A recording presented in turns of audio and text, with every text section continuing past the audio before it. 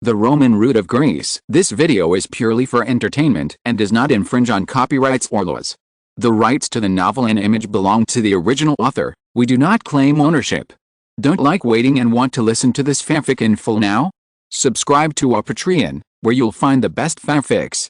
Chapter 51, Near East Questions. Greek wine was once brilliant, but since the 15th century, the Ottoman Turks who ruled Greece did not drink alcohol for religious reasons. Many vineyards were outlawed and destroyed. Greece's wine industry is in a downturn. Although wine is still allowed to be produced, it is in a state of repression, with the authorities imposing heavy taxes on the wine industry. So far, the reputation of Greek wine is sluggish, and there are few famous wines. I will let the Cape steward pay attention to the Greek wines on the market. As for whether to purchase it, it depends on the quality of the wine. It is impossible for the royal family to use some inferior wines, Constantine said. If your highness is interested in wine, you can buy a vineyard. You can use it for vacation in your spare time, and you can experience the leisurely and peaceful countryside scenery. It is very suitable to make exclusive brand wine for collection or as a gift. It seems that Turkupis is really interested in the Greek wine industry. Well, if I have the chance, I will, Constantine said. For a country like Greece that is suitable for growing grapes, the wine industry should really pay attention. Constantine, who returned to the Tatoi Palace, finally arranged everything properly in the reception room. King George and Queen Olga looked at their son, who was about to serve in the army. Constantine, you have trained well in the army and accumulated enough military experience. The smell of gunpowder in the Balkans is getting stronger and stronger.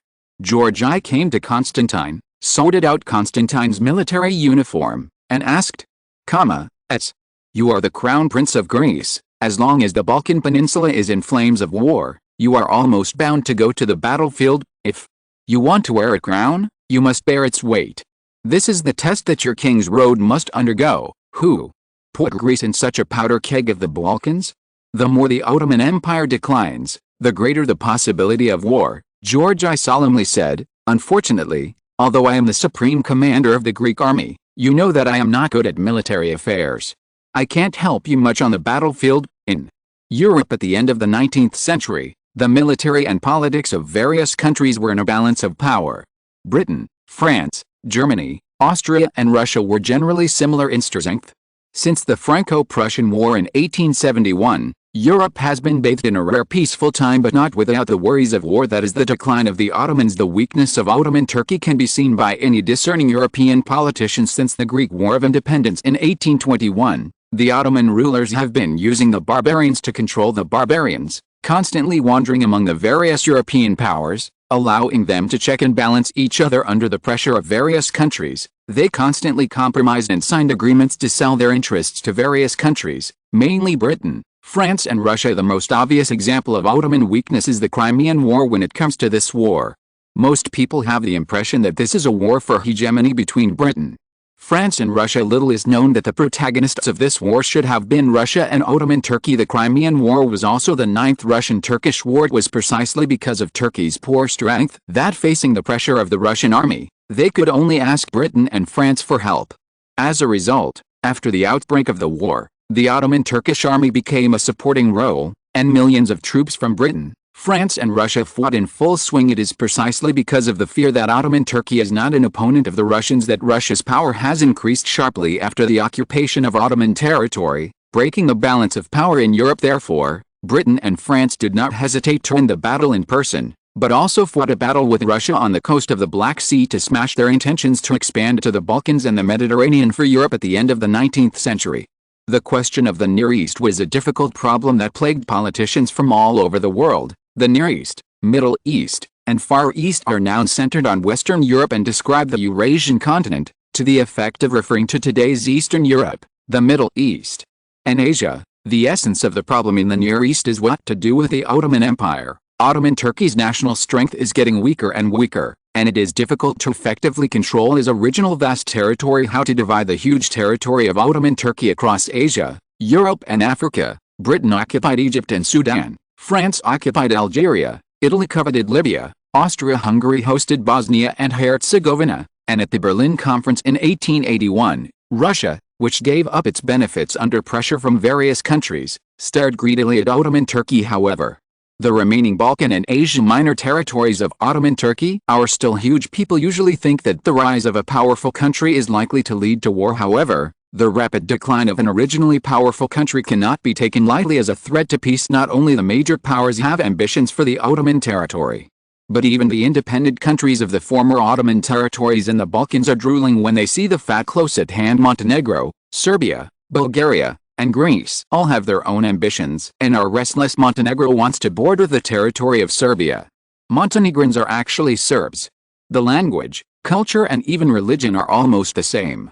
This is why the two countries were able to merge later. Serbia's Greater Serbism, www.uksiaspit.com, Bulgaria's Greater Bulgarianism. Both countries want to expand their national territory to the most extensive range in history. The great ideal of Greece is almost to completely take over the Ottoman Turkey and restore the territory of the Eastern Roman Empire. Based on the analysis of these plans, the Balkan Peninsula in the next few decades is bound to be turbulent and wars are frequent. Therefore, if Constantine wanted to sit firmly on the throne, he had to lead the Greeks to victory again and again. "I will try my best, father," Constantine said. "Colonel Constantine," King George suddenly snapped. "Yes, your majesty." Constantine raised his chest and respectfully said, "Now, in the name of the supreme commander of the Greek army, I will raise your rank to brigadier general and appoint you as the commander of the 1st Division of the Thessaly Legion." Originally, the rank of Constantine was colonel after the military training in Germany was completed, and now he was directly promoted to the rank of brigadier general. Having reached the rank of brigadier general, he can barely be called a general. "Good luck, General Constantine. You can now go to Larissa to take office," King George Noy said. Constantine, with his attendants and a few guards, left the manor on horseback and headed for the city of Larissa in Thessaly. Standing in front of the window, watching the figure of Constantine gradually disappear, Queen Olga worried, "Can that child become a good commander? Who knows? It's up to him.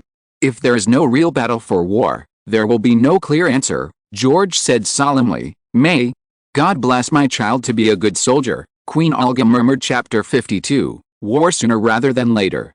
After 2 days of running around, Constantine and his party finally came to the city of Larissa, where the Thessaly Legion was stationed. After entering the city, everyone looked at the city that was under the rule of the Turks not long ago. Thessaly was assigned to Greece at the Berlin Conference in 1881. The low building made of gray stones and the slate-paved streets could accommodate 2 carriages running side by side. The pedestrians on the street were sparse.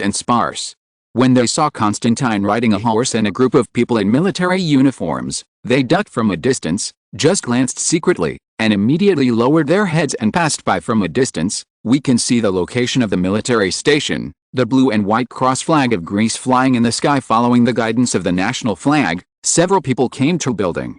The guard in front of the door saw the rank of Constantine, the crossed scepter and sword, and immediately respectfully said, "Your Excellency, Private Ailes salutes you. Private, take me to the command post of your 1st Division." Constantine said. Several people were led by Thales to a small 2-story building. After entering, I saw several people in the hall discussing problems around the map on the table. When they saw Constantine and his party coming in, they turned around. Schmidt stepped forward and read out Constantine's letter of appointment. "I heard you talking about what railway?" "What railway?" Constantine asked curiously. "Your Excellency, we are talking about the Ottoman Anatolian Railway." Metaxas, Chief of Staff of the 1st Division, hearing Constantine's question, Metaxas answered while saluting, "The Ottomans are going to build the railway." Constantine was moved when he heard the railway. "Yes, some time ago, when the military attaché in Constantinople communicated with us, he gave us the information. In addition, I also heard from him that the Germans sent a man named Kolmar von der Colonel Getz, came to Constantinople, and Hamid I commissioned him to train the army." Metaxas said. Constantine frowned. "This is really bad news. Has the Ottomans turned to the Germans?" Constantine murmured, "According to our intelligence officers, this Colonel Goals is very principled and holds the right to manage the import and export of German weapons. He is very disgusted with the corrupt atmosphere of the Sultan's court. The moves have all failed," Metaxas replied. "Moreover, this person also persuaded Sultan Hamid II, reigned from 1876 to 1909, to send excellent officers to study in Germany." Said. Speaking of which, Constantine still doesn't understand who this Goals is. From Constantine's point of view, the Turks really had luck in the future. The Young Turks Party, which had huge political influence in the Ottoman Empire, mainly consisted of young officers studying in Germany. These young officers benefited from their study abroad experience, broadened their horizons and improved their thinking, and had a huge influence on the later Turkish state. For example, Enver Pasha during the First World War, and later the founder of Turkey, Kemal, and the capable generals in the Turkish army. They all have the same identity, the young officers who stayed in Germany in a series of Turkish-Greek wars in the original time and space. The Turkish army, under the leadership of this group of people, repeatedly defeated the Greeks. Emotions were created by this Colonel Goltz after the independence of Greece. The Ottoman Empire came up with a plan to build a railway in order to prevent such things as Greek independence from happening again. This is the origin of the famous Baghdad Railway in history. This railway generally passes through Ankara from the Bosphorus Strait, and its final destination is Baghdad in Iraq and Syria and Palestine in the eastern Mediterranean. This nearly 3,000-kilometer-long railway is of vital importance to the Ottoman Empire. Comparable to Russia's Trans-Siberian Railway, it is conceivable that once the railways connecting Ottoman Turkey are built, the Ottoman authorities' ability to control all parts of the empire will be greatly enhanced in the future. Other ethnic groups under the Ottoman rule have changed, and the Turkish army can move quickly through this railway, which can quickly stabilize the situation in the original time and space. The reasons for the failure of the Greek-Turkish border conflict in 1897 can be partly attributed to the Turkish army trained by Getz, and the other part is the Ottoman railway that has begun to take shape. Seeing that Constantine was silent, Metaxas asked, "Your Highness, the role of the railway should not be underestimated, both militarily and economically. Now the Ottomans have already started preparations. When will we build it in Greece? What about your own railway building? A railway? Do you know how much a railway costs 1 kilometer to build, especially on a mountainous terrain like the Greek peninsula?" Constantine shook his head and smiled wryly. "But once Greece and Turkey go to war, the Ottoman Sultan can quickly, massively and effectively transport troops and logistical supplies to the front line through the railway, and the strength of the Ottoman army will continue to strengthen, and Greece will be at an absolute disadvantage." As a staff officer, no one is more sensitive to military delivery capabilities than him. As soon as he heard that the Ottomans were planning to build a railway, he immediately gathered a group of colleagues to discuss the impact of the railway on the military in the command room. "Now that I have met the Crown Prince, I can't help but take this opportunity to inquire about the government's railway plan. The railway is a means of transportation. It must be repaired. It's just the Prime Minister's problem. How can I know? You also know the government's financial capacity. If they want to build the railway, I'm afraid they will have to borrow money from foreign countries. In fact, it is not all bad to owe a debt, especially for some weak and small countries." People ridicule the problem of small country loans, saying that in the 19th century, when international Darwinism, the law of the jungle, prevailed, if you wanted to protect the country and avoid extinction, it was a huge debt. You reading www.uucan'tchoo.com. In this case, even if the small country itself wants to fall or be annexed, I am afraid that the foreign powers will not allow it. The country no longer exists. Who will pay the debt? For example, in 1897 in the original time and space, when the border war failed in Greece, the European powers saw that the Greek army had failed, and immediately stopped the unfinished Turkish army. Countries formed a fiscal supervision committee to monitor the Greek government's fiscal revenue and expenditure to ensure that it has the ability to repay its debts. After hearing Constantine's answer, Metaxas was silent for a moment. "Your Excellency the Duke, as a staff officer, I strongly recommend to you that you must stop the Ottomans, whether it is their railway plan, or that gets officer from studying in Germany. If not, then this inevitable hopeful the Turkish war should be as soon as possible." Metaxas said anxiously. "The Turkish army is now in disarray, officers at all levels are incompetent, and the morale of the soldiers is low.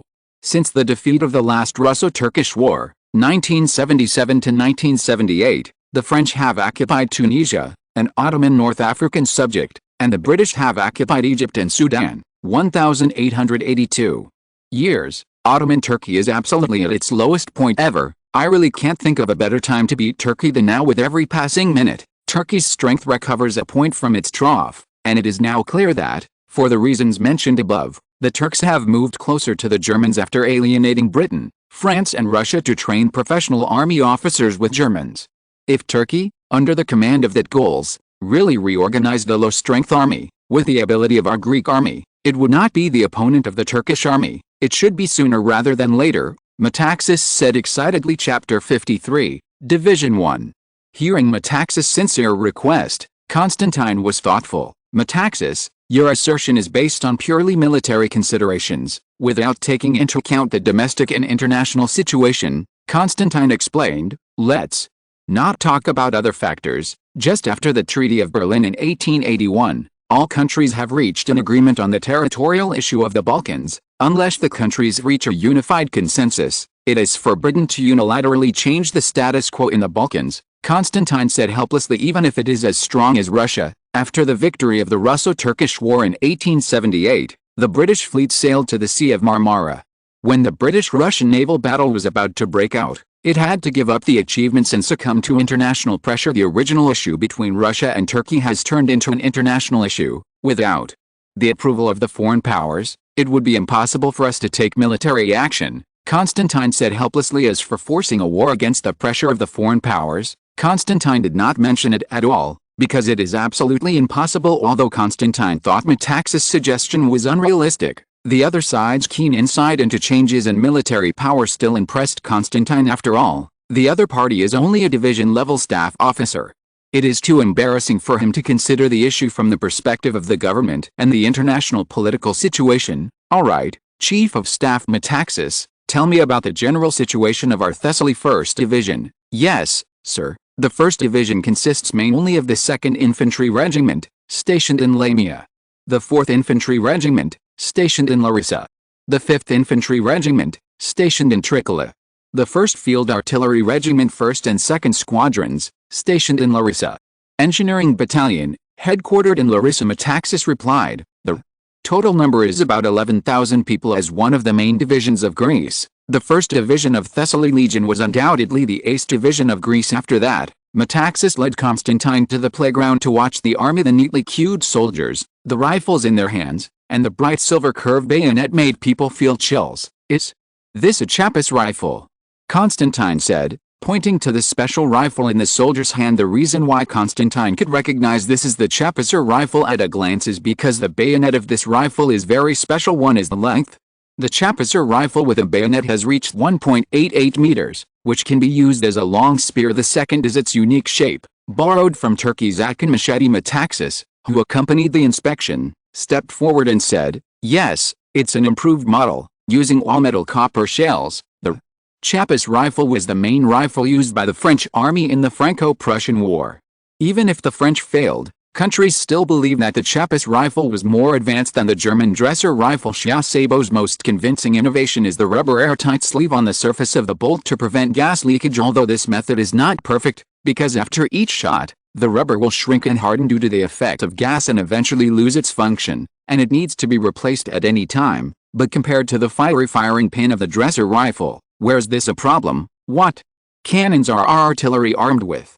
Constantine asked curiously. Because the artillery's cannon is huge and heavy, it is inconvenient to move casually, just to inspect the troops. There is no need to go to war, so the cannon did not appear. Since the Germans won over the French, the Germans' Krupp breech artillery has become famous all over the world. Metaxas replied. From the Chapaser rifles and Krupp cannons equipped by the 1st Division, we can see its important position in the Greek army. These weapons are carefully selected from the active weapons in various countries and purchased from overseas with a lot of money. The total number of the Greek army is about 50,000.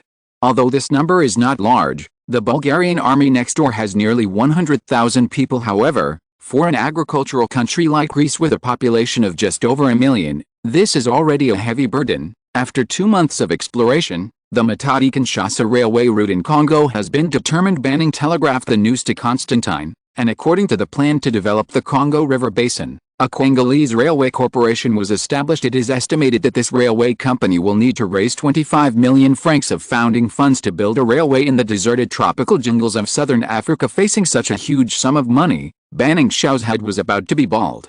He knew very well that the wealth of the Greek royal family was limited, and it was impossible to invest as much in Congo as before. As for the bankers in Greece, their capital is weak, and it is impossible for them to collect such a huge sum of money. This means that the new Congo kingdom must rely on its own strength to raise sufficient development funds. Under Constantine's prompting, Banning first came to Belgium and made contact with bankers in the Belgian banking industry, although King Leopold II of Belgium had previously expressed to Constantine that he was willing to contract the rights of the Matadi-Kinshasa Railway. Constantine, who understood its importance, did not agree. If the Belgians can get completely independent railway rights, out of their own interests, Belgian bankers are willing to bear the risks. www.wuxiaspit.com relative to the broad future earnings prospects, but the current situation is that the Congolese Railway Company is only seeking financial support from them for this project.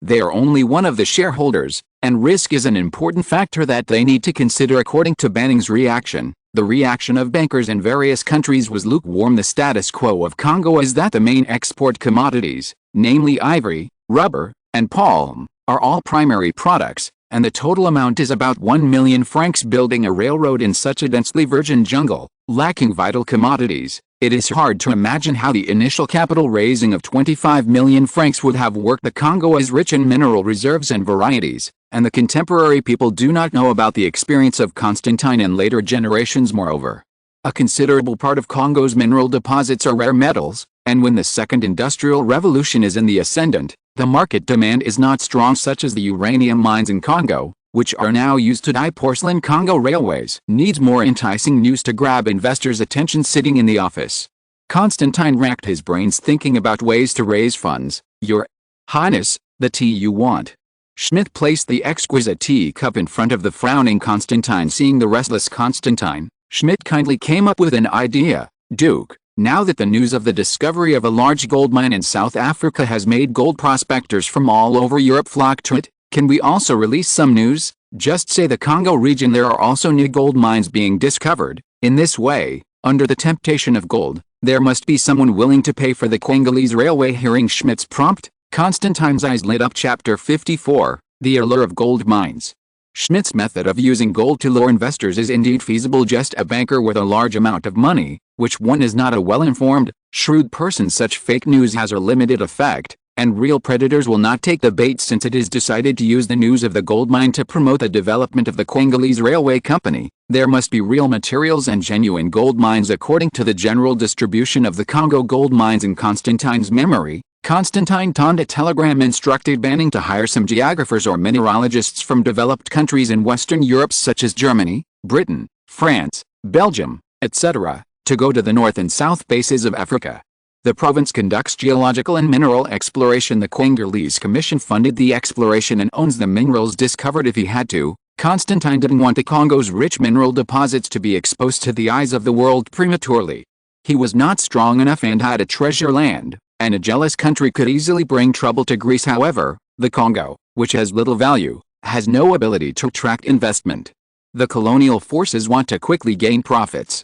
If the shortcomings of transportation are not solved as soon as possible, the development of Greece will be hindered. Therefore, Constantine instructed Banning to limit the scope of activities of the exploration team, pay attention to controlling the trend of the situation, and limit the scope of exploration to the vicinity of North and South Kivu, so as to avoid all the minerals in the Congo being exposed, attracting coveted by all countries. This place in Kivu province was not chosen by Constantine. This province was chosen because it is in the east of Congo, a landlocked province, far from the western coast of Congo. If countries are really interested in the gold mines here, they will naturally increase the construction of the Congolese Railway.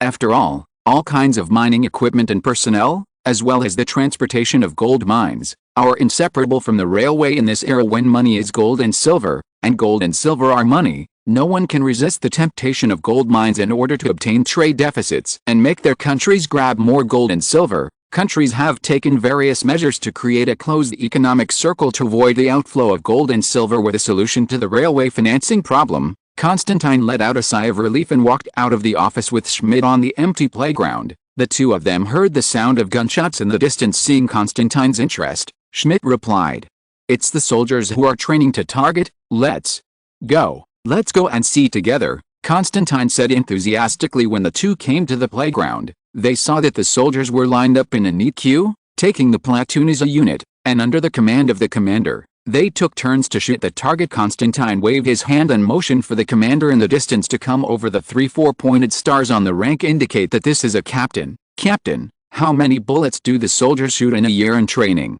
Constantine asked after saluting. "About 10 rounds a year, "Your Excellency," the captain replied while returning the salute, "there are only 10 rounds a year. Is that the case all the year round?"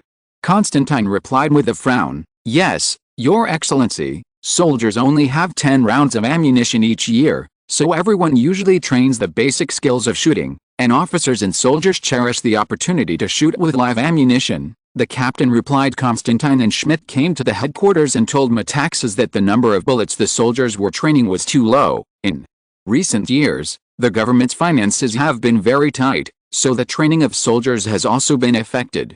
Metaxas said of the soldiers' live fire training, with a helpless expression on his face, "You know, the weapons and ammunition of the Greek army, every bullet, every shell, must be imported from abroad. The government owes a lot of debt, and there is pressure to repay every year affected." Metaxas returned, "If this goes on, without enough training, the combat effectiveness of the soldiers will be affected. After all, the best soldiers are fed by bullets." Constantine replied regretfully. After a period of understanding, Constantine had a clear understanding of the situation of the 1st Division in general. The morale of the soldiers is good, but the training is affected by the lack of military spending, and the soldiers' live ammunition and artillery training are forced to be compressed. For a country with weak industrial strength like Greece, the cost of maintaining tens of thousands of soldiers is already very difficult. It is no wonder that officers like Metaxas are anxious to launch military operations against Turkey in general. The strength of a country's military is, after all, constrained by its economy. Even if Constantine was dissatisfied with the status quo of the Greek army, the government's investment in the army had reached its financial limit when industry and commerce had not improved. 4 months later, the teacher's office, "Your Highness, a telegram from Congo," Schmidt reminded suddenly. "When I received the telegram, it was the Congolese exploration team that came with news." After being prompted by Constantine, the expedition, with the help of the Congolese committee, traversed the Congo River basin without any risk, and discovered many gold mines in North and South Kivu. The main type of gold deposits is placer gold. www.wuxiaspit.com. Distributed in the rivers and valleys of North and South Kivu, the content of gold ore is as high as 64 grams per ton.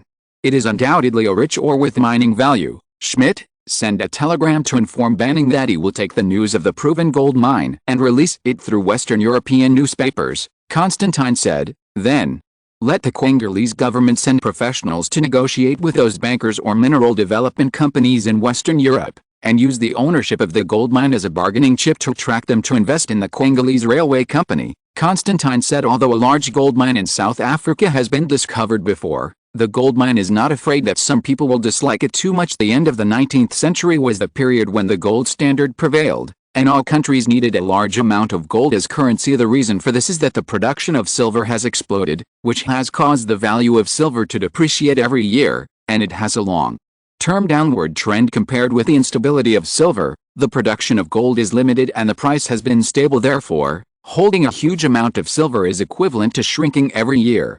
And countries have successively established a gold standard system. Gold coins are a common means of payment in all countries. From the bottom of his heart, if it weren't for the urgent need for funds for the development of Congo, he would prefer to leave these gold mines to Greek companies for mining, so as to keep the gold in the Greek domestic market. At the end of the 19th century, almost 3/4 of gold was held by powers such as Britain, France, Germany, Russia, and the United States, which made other countries' gold shortages and economic development plagued by currency shortages. Even so, because powerful countries have stronger commodity competitiveness and greater international influence, gold continues to flow to the top countries in the food chain. Gold mines have become a scarce strategic asset and are welcomed by all countries. If you're listening to this novel on a channel other than Fanfic World, it means they downloaded and uploaded it without effort. We cordially invite you to visit our channel, Mundo Fanfic Novelists. There you'll find the original version of this story, and you can explore many other novels of various genres. We're waiting for you to immerse yourself in a world of incredible novels. Chapter 55, Sudden Change. In February 1885, Banning reported to Constantine by telegram that the fundraising problem of the Congolese Railway Company was finally resolved among them. The royal family invested 1 million francs, and the Bruce Court family invested £500,000 in the initial investment and also got the corresponding shares. The Belgians got their share of 15 million of the 25 million francs, and the rest went to private parties in Britain and Germany. The reason why the Belgians get such a large share is also because Belgium is relatively weak compared to Britain, France and Germany. As the major shareholders of the Congolese Railway Company, the Congolese government is more convenient to exert influence in management, rather than often facing the pressure of great powers at the same time. A Kivu province gold mining company was established to be responsible for the gold deposits discovered in the previous exploration, and the shares were distributed by the shareholders who invested in the railway. This time the Congolese government used the ownership of gold mines as a bargaining chip, and the Greek head office occupied 30% of the shares of the gold mining company. In any case, railway construction in Congo was finally on track. Time entered September, and the Greek ambassador to Bulgaria reported that there was turmoil in eastern Rumelia, Turkey. The locals occupied the Ottoman governor's palace and demanded a merger with Bulgaria. On September 18, 1885, the Grand Duke of Bulgaria announced the annexation of eastern Rumelia province, and went to Plovdiv, the capital of eastern Rumelia, the next day, and was enthusiastically welcomed by the Bulgarian people there. Most of the inhabitants of eastern Rumelia are Bulgarians. The situation across the Balkans suddenly heated up. Before that, Bulgaria's territory was only north of the Balkan Mountains and Mosia to the south of the lower Danube River, with an area of about 64,000 square kilometers. Eastern Rumelia is a piece of land south of the Balkan Mountains, with an area of about 30,000 square kilometers. That is, the southern part of present-day Bulgaria. This is undoubtedly a challenge for Bulgaria to the international landscape. The situation throughout the Balkans is complicated. The decline of the original host, Ottoman Turkey, has led to the shrinking of its sphere of influence, and the Balkan territories of Ottoman Turkey are coveted by all countries, especially in Russia and Austria-Hungary. In the Balkans, the game of great powers, religious contradictions, and the rise of nationalism are all mixed together, affecting the whole body. Constantine, who smelled the wind, immediately rushed back to Athens. He intuitively told him that there would be a political turmoil in Athens. This is not that Constantine is unfounded. After the Russo-Turkish War of 1878, the victorious Russia forced Ottoman Turkey to sign the Treaty of San Stefano, declaring the establishment of a Bulgarian protectorate in the Balkans. The Bulgarian territory in the treaty includes Mosia, eastern Rumelia, and all of Macedonia, covering an area of 160,000 square kilometers. This contains almost all of the Ottoman Turkish part of Europe. This naturally caused opposition from neighboring countries, including Austria-Hungary, Serbia, Greece, and the United Kingdom. This is a clear reason Russia defeated the Ottoman Turks, allowing Bulgaria to become independent from the Ottoman Turks, and both countries are Slavs. Bulgarian and Russian are very similar. Both countries believe in Orthodox Christianity. Even the same religion can communicate without barriers naturally. The Russians think that Bulgaria should be grateful to them and view the new Bulgaria as a parent. On April 17, 1879, Tsar Alexander I appointed his 22-year-old nephew, Alexander von Battenberg, as the first Grand Duke of the Bulgarian Protectorate. It was for Alexander I of Bulgaria. Von Battenberg's father was the Duke of Hesse in Germany. Before coming to Bulgaria, he was a lieutenant in the German army and joined the Russian army in the Russo-Turkish War in 1877. Most of the ministers of the new Bulgarian Principality are Russians, and all officers above the company level in the Bulgarian army are Russians, and the bailiffs can only be promoted to captain at most. In the eyes of all countries, this is not to be mentioned too much. This is Bulgaria's independence. This is clearly Russia's annexation of Bulgaria itself. Under the pressure of various countries, the Treaty of St. Snowfit was abolished and the treaty was re-signed at the Berlin Conference. Dad gave in, and Bulgaria's territory naturally shrunk dramatically. The independent Bulgarian territory is only Mosia, Macedonia. Eastern Rumelia province still belongs to Ottoman, but this decision ignored the will of the local people, which led to the action of the Eastern Rumelia People's Uprising. The Russians hoped that von Battenberg would play the role of emperor well. However, what the Russians did not expect was that von Battenberg soon showed a nationalist side, and he did not want to be the puppet of the Russians. Nor do they want Bulgaria to become Russia's plaything. On March 13, 1881, Alexander I was assassinated in St. Petersburg. Alexander I succeeded. The new Russian Tsar had no emotional connection with Battenberg. At the funeral of Alexander I, Alexander I and Battenberg reached the first compromise. 12 ministers to protect the country, 8 to be appointed by Russia, and 4 to be appointed by Battenberg. The Russians, who claim to be liberators, have a superior attitude and brutally interfere in Bulgarian politics, which naturally arouses the resentment of the Bulgarians. Since then, the relationship between the Bulgarian Grand Duke and the Russian Tsar has deteriorated. On March 3, 1883, www.uukanchu Beogo Prime Minister Major General Sobolev, Minister of War Major General von Kolbas suggested to Battenberg that their status should be Sobolev as for Russia Governor General in Bulgaria, Kolbas as regent. This is the blatant Russian control of Bulgaria. The original brother country relationship has cast a shadow. This has also led to the current Russians' attitude of announcing the annexation of Eastern Rumelia in Bulgaria, and they are opposed to Bulgaria annexed Eastern Rumelia, which violated the agreement of the Three Kingdoms alliance of Germany, Austria and Russia. Any territorial change in the Balkans must be implemented with the unanimous consent of the three countries. On September 24, Bulgaria announced a general mobilization, mainly against the Ottomans. The Ottoman authorities did not know whether Bulgaria had the support of other major powers behind this act, so they hesitated. There is no doubt that the Bulgarians' behavior of taking back their country at all costs will have strong psychological implications for the Greeks. Constantine can imagine how excited the current Greeks are after getting the news.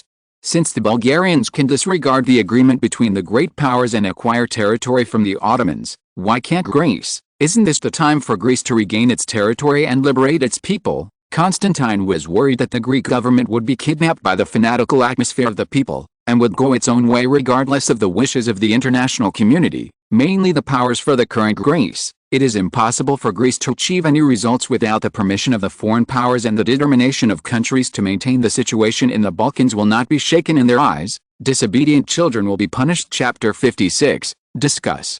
Returning to Constantine in Greece, he entered the familiar city of Athens in order not to cause a commotion. Constantine and his party all changed into casual clothes, drive the horses in the direction of Tatoi Palace. People in twos and threes on the street gathered together and discussed eagerly. Have you heard, Teepees? There's going to be a war soon. Who are you fighting? Who else could it be? Of course with the Turks. These Turks, is that so?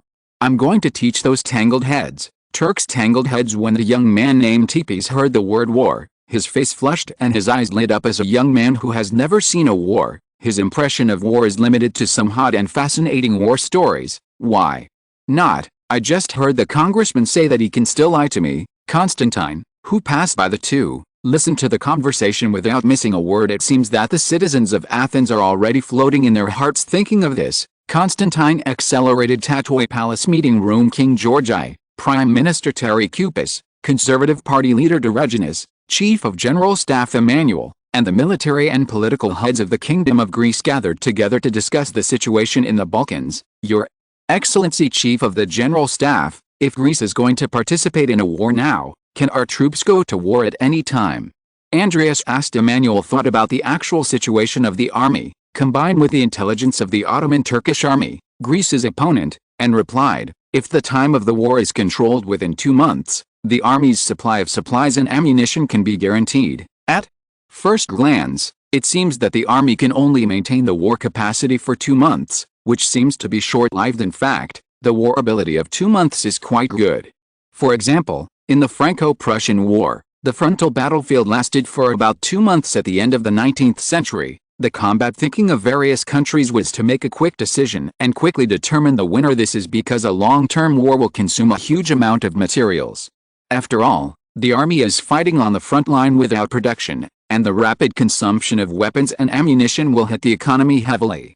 Therefore, all countries try their best to avoid prolonged wars. European countries are small in size and lack of natural resources, and the potential for long-term warfare is naturally limited. For example, during World War I, countries thought that the war would be over in a few months at most, but did not expect that it would be an extremely cruel and long-term war of attrition. As for long-term wars such as the 100 Years' War, 1337–1453, between Britain and France, this is actually a general term for a series of wars, with stop and go in the middle. Strictly speaking, it is not a war at all. With the social productive forces and the population situation of the two countries at that time, if there was a long-term high-intensity war for 100 years, the people of the two countries would have been killed on the battlefield without starving to death. The prerequisite is that politically, the approval of the major powers is obtained. Emmanuel said solemnly. Hearing this, the meeting room fell silent. No one has confidence in such a request, and all countries are determined to maintain the situation on the Balkans. Drenus, how is your contact with the British ambassador? King George I asked, breaking the silence in the room. The attitude of the British is not yet clear. It should be that the whole situation in the UK is still unclear, So there is no clear answer for a long time, Andreas replied reluctantly. Then, why are you inciting the people to go to war in the National Assembly? Trachupis asked angrily with a pale face. This is a once-in-a-lifetime opportunity for Greece. We cannot hesitate. If we want to achieve something in this crisis, we must be resolute and firm, Andreas replied calmly. But without the consent of the great powers, what if we achieve victory on the battlefield? We can't get it at all.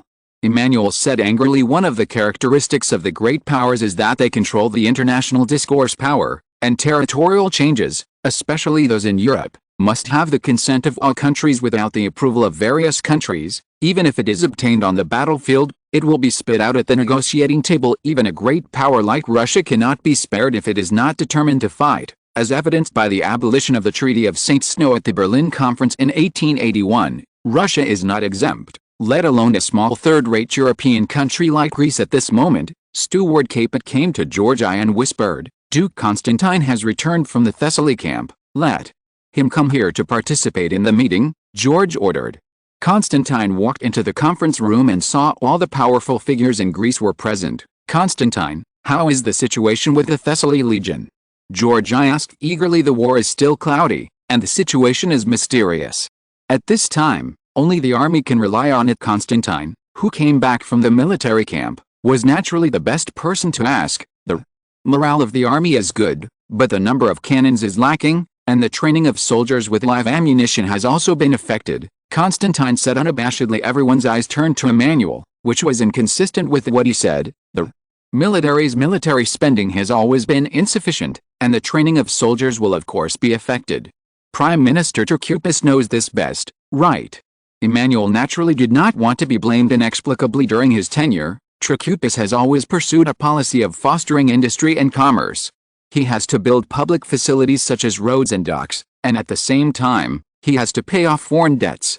He has to spend money everywhere, and the financial pressure has always been great. Your Majesty, everyone, you reading www.uucan'tyu.com. First, the current situation is not clear, and second, Greece's finances are sluggish, so it's best to watch from the sidelines and not rush to express your position. Trachupis was also very aggrieved. Greece's finances, since its independence in 1823, had owed a lot of debts, and it had never been rich, and it had always been tight. I agree with the Prime Minister's proposal. As far as I know, Bulgaria's actions this time have not been approved by Russia.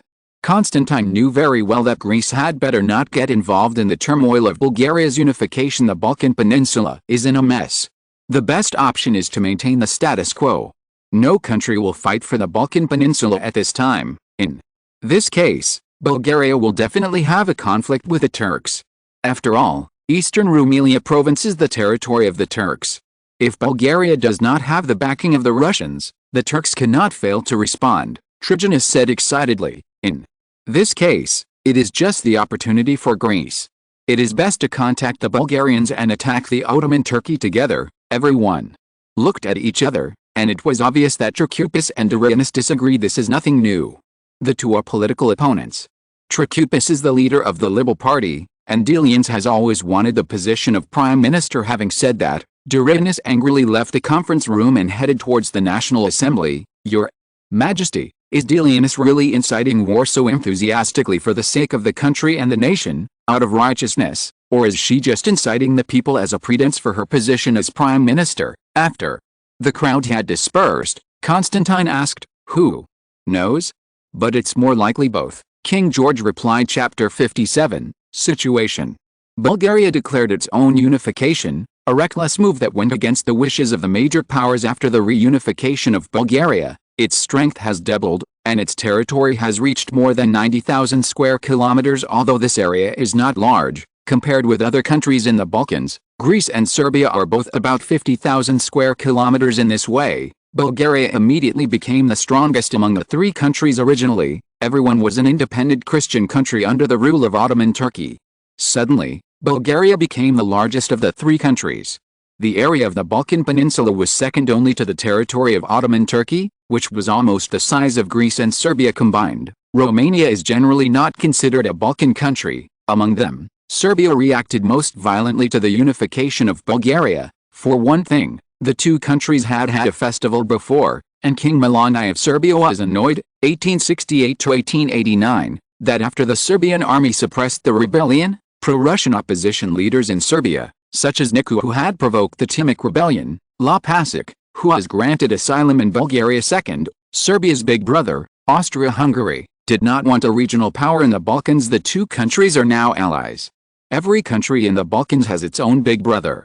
Behind Bulgaria is Russia, now in conflict, behind Greece is Britain and France, and behind Serbia is Austria-Hungary. Thirdly, Serbia and Bulgaria, both Slavs, are naturally hostile over the issue of taking over the European territorial heritage of Ottoman Turkey during the period of the Eastern Roman Empire. The Slavs migrated to the Balkan Peninsula as a unit of tribes, settled in the Eastern Roman Empire, and served as mercenaries for the Roman Empire. At the same time, the population gradually increased, and the Slavic nation gradually developed and expanded in the Eastern Roman Empire. After the decline of the Eastern Roman Empire, the two countries successively established Slavic kingdoms in the Balkans at different times. Both countries were major countries in the Balkans. For example, in the 10th century, the Bulgarian king tried several times to become the Roman emperor and fought against Eastern Rome. For these reasons, the king of Serbia, after obtaining permission from the Austro-Hungarian Empire to allow him to acquire Bulgarian territory, began to mobilize his army. The day after the high-level meeting, Trikoupis hurried to the Tatoi Palace and saw King George and Constantine discussing the situation. "Your Majesty, I have come to resign to you," Trikoupis said helplessly. Both of them were surprised when they heard this. "Why? Did something happen to the parliament?" King George asked hurriedly. This morning, in front of the National Assembly building, a large number of people protested against the unification of Bulgaria and asked the government to declare war on Bulgaria. At the same time, Deering strongly encouraged the parliamentarians to favor war. Now that the main war faction has gained the upper hand in the parliament, even the parliamentarians are angry and clamoring for war, Trikoupis said helplessly. For a country like Greece, with a large population and a territory rightfully considered part of Greece, outside the borders of Greece, nationalism and patriotic declarations are like red cloths in the hands of a bullfighter, and only need to dance a little. The populace will support the war with high morale. This method of seizing power is simple and crude, but it is effective. You know, I have always been against a country's economic difficulties and the fact that there is no obvious advantage in the strength of the military to start a war, not to mention that the major powers have not made a statement yet. They are simply committing crimes against the country, Trikoupis said angrily. But the people's enthusiasm for war has been aroused, like a volcano about to erupt. I can't stop it. So I came to ask you to resign from my prime ministership. There was a trace of sadness in Trikoupis's words. Has the situation developed to this point? George I said with a frown. Delinis is the next prime minister, right? George said in a mocking tone. Although it was an inquiry, his tone was affirmative. You see, Constantine, it's not so easy to be a king. I know that the current state of Greece should not be a war, but as Trikoupis said, who can organize Greece? Again, to you have a piece of advice: the Greeks are not so easy to rule. Until you have the confidence to bring Greece a feasible way, don't be easily involved in the political mire of Greece, otherwise you will lose your honor, and you will have no more success. Good result, King George said with a lonely face after Trikoupis left. That's why I never intervene in parliamentary disputes, because I know very well that what Greece needs is a Frederick the Great, the King of Prussia, who launched the Silesia War twice, launched the 7 Years' War in 1756, and the Russian Empire and the Grand Duchy of Austria in 1772 to take advantage of the Polish internal crisis. An alliance of princes composed of German states. Died in Potsdam in 1786. He is recognized as one of the most outstanding military commanders in European history. It was during his reign that Prussia achieved the status of a European power. I know very well that I'm not a monarch like Frederick the Great, so when it comes to military issues in Greece, www.uxiaspit.com. In addition to increasing the strength of the army, my approach is to delay and wait for changes. King George looked at Constantine and said, I hope you can do better than me, otherwise sitting on the Greek throne will be a blessing and a curse for you. George, I said lovingly, looking at the silent Constantine. Hearing the words of King George, Constantine thought of the original time and space, the final outcome of Constantine, in the Greek-Turkish War of 1923. After a series of domestic political twists and turns, the Greeks fought for the peninsula of Asia Minor and restored the East. After the dream of the Roman Empire was completely shattered, Constantine lost the Greek throne and lived in Palermo, Sicily. He died in depression at the age of 53. What are you going to do? Constantine. George wanted to know what choices his heir would make in the face of such a complicated situation. You don't have to worry too much, anyway, there are major powers who are backing up. Constantine comforted with the current situation in Greece. Without some turbulence, it is probably impossible to calm down on October 16, 1885, because Bulgaria firmly refused to withdraw from eastern Rumelia. Russia announced the recall of all Russian officers in Beograd. In addition to its hatred of the current Bulgarian regime, Russia did not want to see the Beograd larger and larger. More population, which means Beograd will be more difficult to control. This move by Russia has surprised the international community. You must know that Bulgaria was a protectorate of Russia before. There is no doubt that the relationship between the two countries has broken down. The British Prime Minister Gladstone did not know the origin of the situation in the Balkans at first, but the British Empire made its own choice based on the principle of whatever the Russians agree to, we oppose, and whatever the Russians oppose, we support. Chapter 58, British Attitude. After seeing the breakdown of relations between the Russians and Bulgaria, the British government of Gladstone issued a diplomatic note to the authorities in Constantinople and Athens. If military action against Bulgaria is taken, it will be regarded as an act of hostility to the United Kingdom. The acting British ambassador to the Ottomans, William White, had planned to be transferred to the British ambassador to the Queen, so the incident remained in Constantinople. There is no doubt that Britain's remarks are like a pot of cold water pouring down on the Greek anti-war faction that has just come to power. After hearing the news, Constantine hurried to the Prime Minister's residence after Turcoupis resigned that day. Yearns, who was supported by the majority of parliamentarians, officially entered the Prime Minister's office and became the new Prime Minister of Greece. Hurrying into the Prime Minister's office, I saw Yearns pointing at a map together with Chief of Staff Emmanuel, Mr. Prime Minister, you should have received the British diplomatic note. What are your plans? Constantine asked eagerly. Your Excellency, the current situation in the Balkans can no longer allow Greece to hesitate. The Serbian army has 60,000 people and is well trained. The Bulgarian army has only about 50,000 people. It is necessary to guard against the Ottoman Turkish army. Said his analysis is indeed justified. Eastern Rumelia province is an important geographical location and an important barrier to Constantinople. Once Bulgaria takes control of Eastern Rumelia, Bulgaria is too much of a threat to the capital of Ottoman Turkey. Once the two countries have a military conflict, the Bulgarian army will quickly move south, occupying an advantageous position. There is a road connection between Sofia, the capital of Bulgaria, and Constantinople. This is the main road built when the Roman Empire was strong, mainly to mobilize the army and facilitate the travel of merchants. Ironically, when the Eastern Roman Empire declined, the Bulgarian army, led by the Tsar, traveled south along the same road several times until they reached the city of Constantinople. Now, if the province of Eastern Rumelia is lost, the situation between Bulgaria and Ottoman Turkey is only similar to that between Bulgaria and a weakened Rome, threatening the capital of the empire through this road. Therefore, Ottoman Turkey could never sit idly by and remain indifferent to the loss of Eastern Rumelia. Among the three Christian countries in the Balkans, we, Greece, are the weakest. If we don't act at this time, when Serbia wins, she will become the new Balkan hegemon, Yearns explained. In fact, at this time, all countries are more optimistic about Serbia.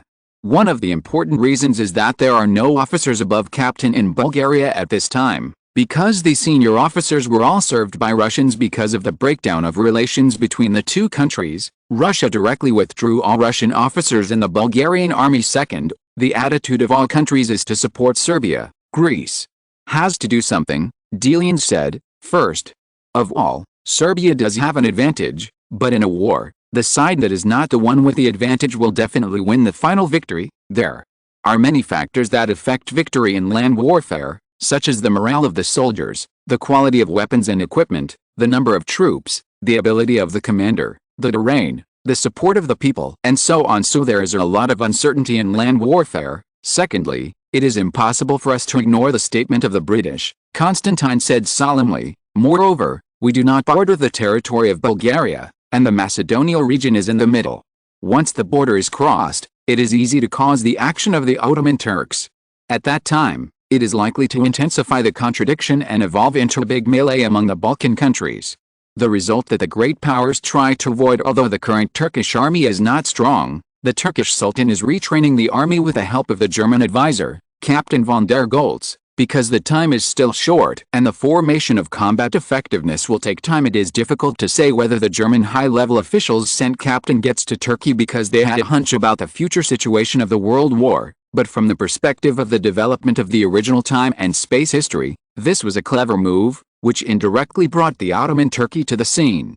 Pulled on the pirate ship of the Allies, therefore, Mr. Prime Minister, Greece should not be involved in this war, Constantine stated. Hearing that, Constantine clearly expressed his opposition to participating in the war. The Prime Minister and the Chief of General Staff frowned and remained silent. This is obviously the attitude of the king. The office was quiet for a long time. His Royal Highness, we will take actions that are in line with Greece's interests as the situation develops, Delians said vaguely. This ambiguous answer is undoubtedly perfunctory. Constantine walked out of the Prime Minister's residence with a heavy heart. Tired of the Greek system of majority voting for the first time, there is no doubt that, fanatically advocating war and becoming Prime Minister, Delians intends to rely on the will of the Greek people, and one road goes black for Andreas at this time. Peace meant being ousted from power on weekdays. In the Greek National Assembly, Trikoupis has always had the upper hand. His policies of developing industry and commerce, raising tariffs, and building infrastructure are obviously more popular. Disappointed, he returned to the Tatoi Palace and explained the meeting to King George. Father, can you, as the supreme commander of the Greek army, stop the army's adventure? Constantine asked in his last attempt. The king is the commander-in-chief of the Greek army. This is a sacred right granted to the king by the Constitution. www.uxiaspit.com. That is impossible. If I really do this, can you imagine how the people will view the royal family? You also don't want to see the people gather in front of the palace gate, shouting traitor, traitor loudly? In the face of the will of the majority, the king can only go with the flow, unless he does not care about his own honor. George, I said with a wry smile, His Majesty the King, the British ambassador asks to see you. Butler Capet came in and interrupted the conversation between the two. It seems that Delianides' plan to carry out a military adventure has leaked after all. With the ability of the British to gather intelligence, it is impossible to hide the mass gathering of troops. Your Majesty, the British Empire's attitude is very clear that it does not want Greece to participate in the war between Serbia and Bulgaria. Ambassador William Walter walked straight to King George I with an arrogant and authentic expression. About your country's military mobilization, Your Majesty, what do you say? Constantine frowned. The ambassador's arrogant attitude was annoying, and he even roughly interfered in the internal affairs of Greece. Your Excellency Ambassador, the Greek people have made their own choice. In any case, as a king, he could not openly oppose his own national opinion in front of foreign ministers. Your Majesty, you'd better stop your army's actions that are extremely harmful to European peace.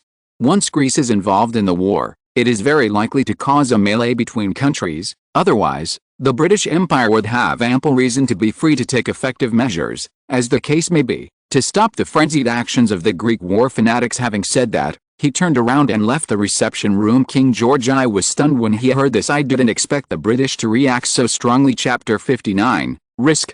On October 28, the British ambassador to Greece saw that Greek troops were still gathering and mobilizing towards the northern border, ignoring the warnings of the British Empire. After communicating with the British Mediterranean Fleet, the British Mediterranean Fleet went to the coastal waters of Greece and blocked the waters adjacent to Athens, Greece.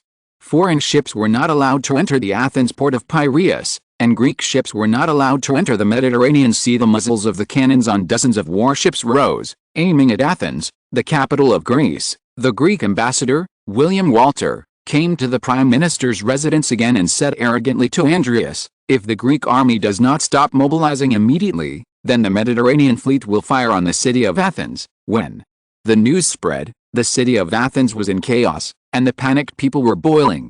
On the way out of the city, a carriage carrying carry-on luggage blocked the road. As for Greece's own navy, it only has a few small boats of about 500 tons, and it can't be on the table at all in the Tatoi Palace. Both Constantine and King George were shocked when they heard the news. You must know that since Greece became independent in 1823, the relationship between Greece and the United Kingdom has been very close, and it was the active support of the United Kingdom that allowed Greece to get rid of the Ottoman Turks in the 1830s, when the news of the Greek struggle for independence reached Europe.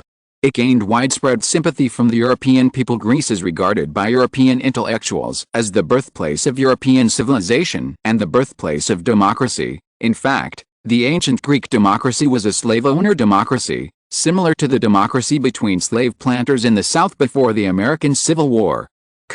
Among the European elites, a special feeling is generally cherished when people talk about European civilization. They usually refer to ancient Greece and Rome. For example, the famous British poet Byron, he regarded it as his mission to help the Greek people gain independence. After learning the news of the Greek people's independence movement, he resolutely went there and invested in organizing a small army to fight against the Turks. Therefore, the Greek people generally have a favorable impression of the British, but now, Greece has been threatened by force from the British Mediterranean fleet. This betrayal by the British is unacceptable to the Greek people. There is no doubt that the national dignity of Greece has been trampled underfoot by the British. Your Excellency Chief of the General Staff, as the King of Greece, I order you to stop mobilizing immediately. The mission of the Greek army is over.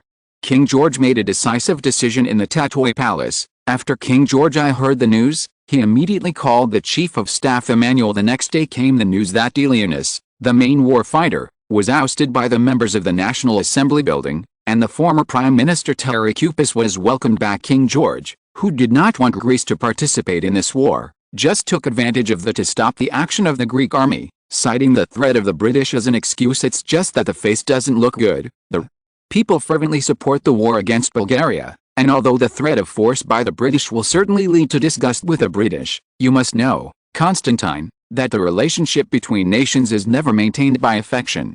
George I said to Constantine, I understand, but the relationship between Britain and Greece will never go back to the way it used to be.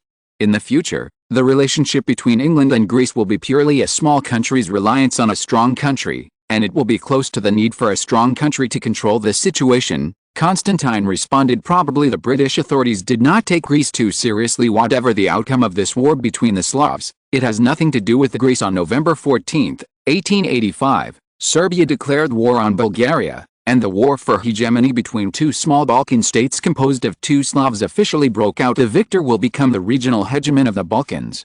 The Prime Minister's residence, in the reception room, Prime Minister Pterichoupis, congratulations on being Prime Minister again. Constantine came here again to discuss the future of Greece. His Royal Highness, after some tossing about by Andrines, there was a lot of turmoil in Greece, Pterichoupis said wearily. These days, Pterichoupis has been busy spinning like a spinning top, wiping his off for the aftermath of Teresa's war mobilization order. Prime Minister, it is impossible for Greece to open up the situation militarily, at least for now. We still have to find a way in terms of industry and commerce. Constantine said for a country to develop and grow, there are only two paths, military conquest and self-development. The so-called military conquest is easy to understand.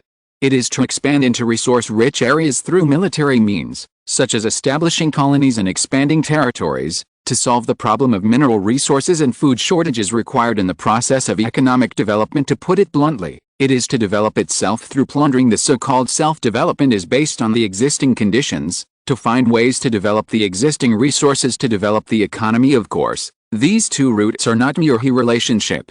In fact, the current major countries are almost always walking on two legs, combining with each other through military conquest and economic development, which is the so-called sword-holding business through the use of force to find markets and sources of raw materials for domestic commodities. The development of the economy in turn stimulates the growth of the military, which stimulates each other. But for Greece, the failure of UUCan'tYou.com Delians proved the failure of the military expansion route, and this road would not work. Then you can only temporarily rely on your existing resources. Think about ways in terms of industry and commerce. Duke, even if Greece exports more raisins and olives, it can make some money. Apart from these agricultural products, Greece has no other competitive commodities, Pterichoupis said with a wry smile. Without coal and iron mines, the development of industry and commerce is just catching the moon in water, which is too wishful thinking. To be honest, I have also exchanged opinions with some well-informed elites, and we have discussed, but I have not found anything very good method. Although I don't approve of military adventures without the support of major powers, I can actually understand Darius's mood. With such a resource endowment as Greece, there is no need for anything. Economic development is twice the result with half the effort. and peaceful development is really impossible to find the way out. When it comes to the development of Greece, Trikoupis is helpless. Mr. Prime Minister, have you heard of a special medicine for malaria that is unique to Greece? Constantine asked. Originally, Constantine just wanted to use artemisinin as an emergency product. In addition to secretly providing it to the Athens City Hospital, he only provided it to the Congo Committee as a regular supply to deal with the nefarious diseases in the Congo River Basin surroundings. This kind of special medicine for a certain disease has huge profits. Behind every special medicine discovered is a carnival of capital. Once the news of this special medicine spreads, countless people will pay attention. With the strength of Greece, it is doubtful whether such a large gold mine can be kept. But now, the plight of Greece's economic development has forced Constantine to take some risks. Chapter 60, Production. 1. I've heard Philip talk about the drug, and the profit is said to be objective. Trikoupis said. Constantine waved his hand and gestured to Schmidt, who was standing beside him. Schmidt, invite Nina, the director of the Greek Congo Corporation, and Philip, the director of the Athens City Hospital. Constantine ordered. Schmidt turned around and walked away. The production process is under great pressure to keep secrets. Trikoupis asked curiously. There is only one explanation for such a lucrative drug: that Constantine is still not produced. Yes, as long as this news spreads, I am afraid that all kinds of collaborators will follow one after another, Constantine responded with a headache. Constantine, while the two were chatting, Nina and Dr. Philip had already arrived. The four of them sat around the reception table. This time, I brought two people to discuss the large-scale production of artemisinin, Constantine said to Nina and Philip. My initial plan is this. I want to hire Dr. Philip as the chief engineer and Nina as the general manager to work together to organize the production of artemisinin. Hearing Constantine's words, both of them had embarrassed expressions on their faces. But I'm working in a hospital now? How can I have the energy to ask about the production of artemisinin? Dr. Philip said embarrassedly. Yes, I am now director of the Greek Congolese head office. I need to review and supervise so many accounts and business every day. I just started the work recently. Nina was also a little unexpected. The two of them are the people I trust the most. Apart from the two of you, I really can't think of anyone else I can trust in the production of artemisinin. Frankly speaking, the production process of artemisinin is like a money printing machine. Constantine did not dare to hire someone who knew the basics. After all, the interests are moving. If the production technology is stolen, in this era, it can only be considered bad luck. It is impossible to be chased back. The laws of various countries on patents are only legal within the country. If you do not apply for patents in other countries, you cannot prevent others from stealing. Dr. Philip, you are a doctor with a lofty sense of mission and professional ethics, and it is your duty to save lives and heal the wounded. There are a lot of people who can choose the position of the director of the Athens City Hospital, but you are the only one I can trust as the chief engineer. Didn't you ever say that it's a pity that such a malaria drug cannot be mass-produced? Now the opportunity for mass production has fallen to you, but you turned it away. 4. Malarial patients who cannot afford expensive quinine, or for whom quinine has no obvious therapeutic effect, artemisinin can treat these poor people one day earlier for each day of premature birth, Constantine told Philippe. Dr. Philip is relatively indifferent to wealth, and his own value is relatively rich, and his family is also a large local family in Greece. Faced with such a person, the temptation of high salary and generous salary is limited. Compared with material things, this kind of person pays more attention to spiritual satisfaction. Constantine is naturally the right medicine. Hearing Constantine's words, Philip's brows loosened. Constantine, out of gratitude for Philip's help in the experiment, has been providing artemisinin to the Athens City Hospital for the treatment of malaria, thinking that there will be more patients in the future who will be treated with relatively cheap artemisinin. Philip couldn't help but feel his heart beat, and his breathing was a little short. Seeing this, Constantine hit the railroad while it was hot. This is an act of great virtue, Dr. Philip. Do you really want to refuse? After hesitating for a while, Philip felt that what Constantine said was indeed reasonable, and finally nodded. As for you, Nina, anyway, you have been practicing in the Greek Congo head office for a few months.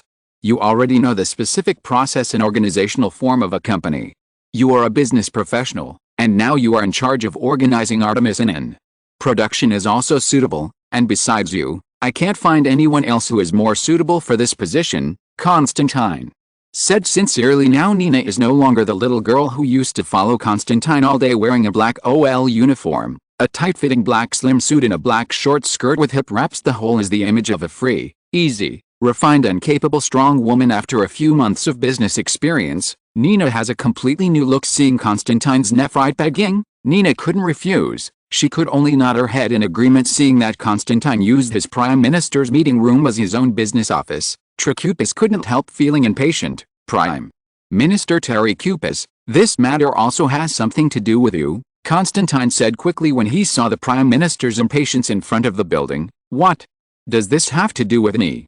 Trachupis wondered. How come it doesn't matter?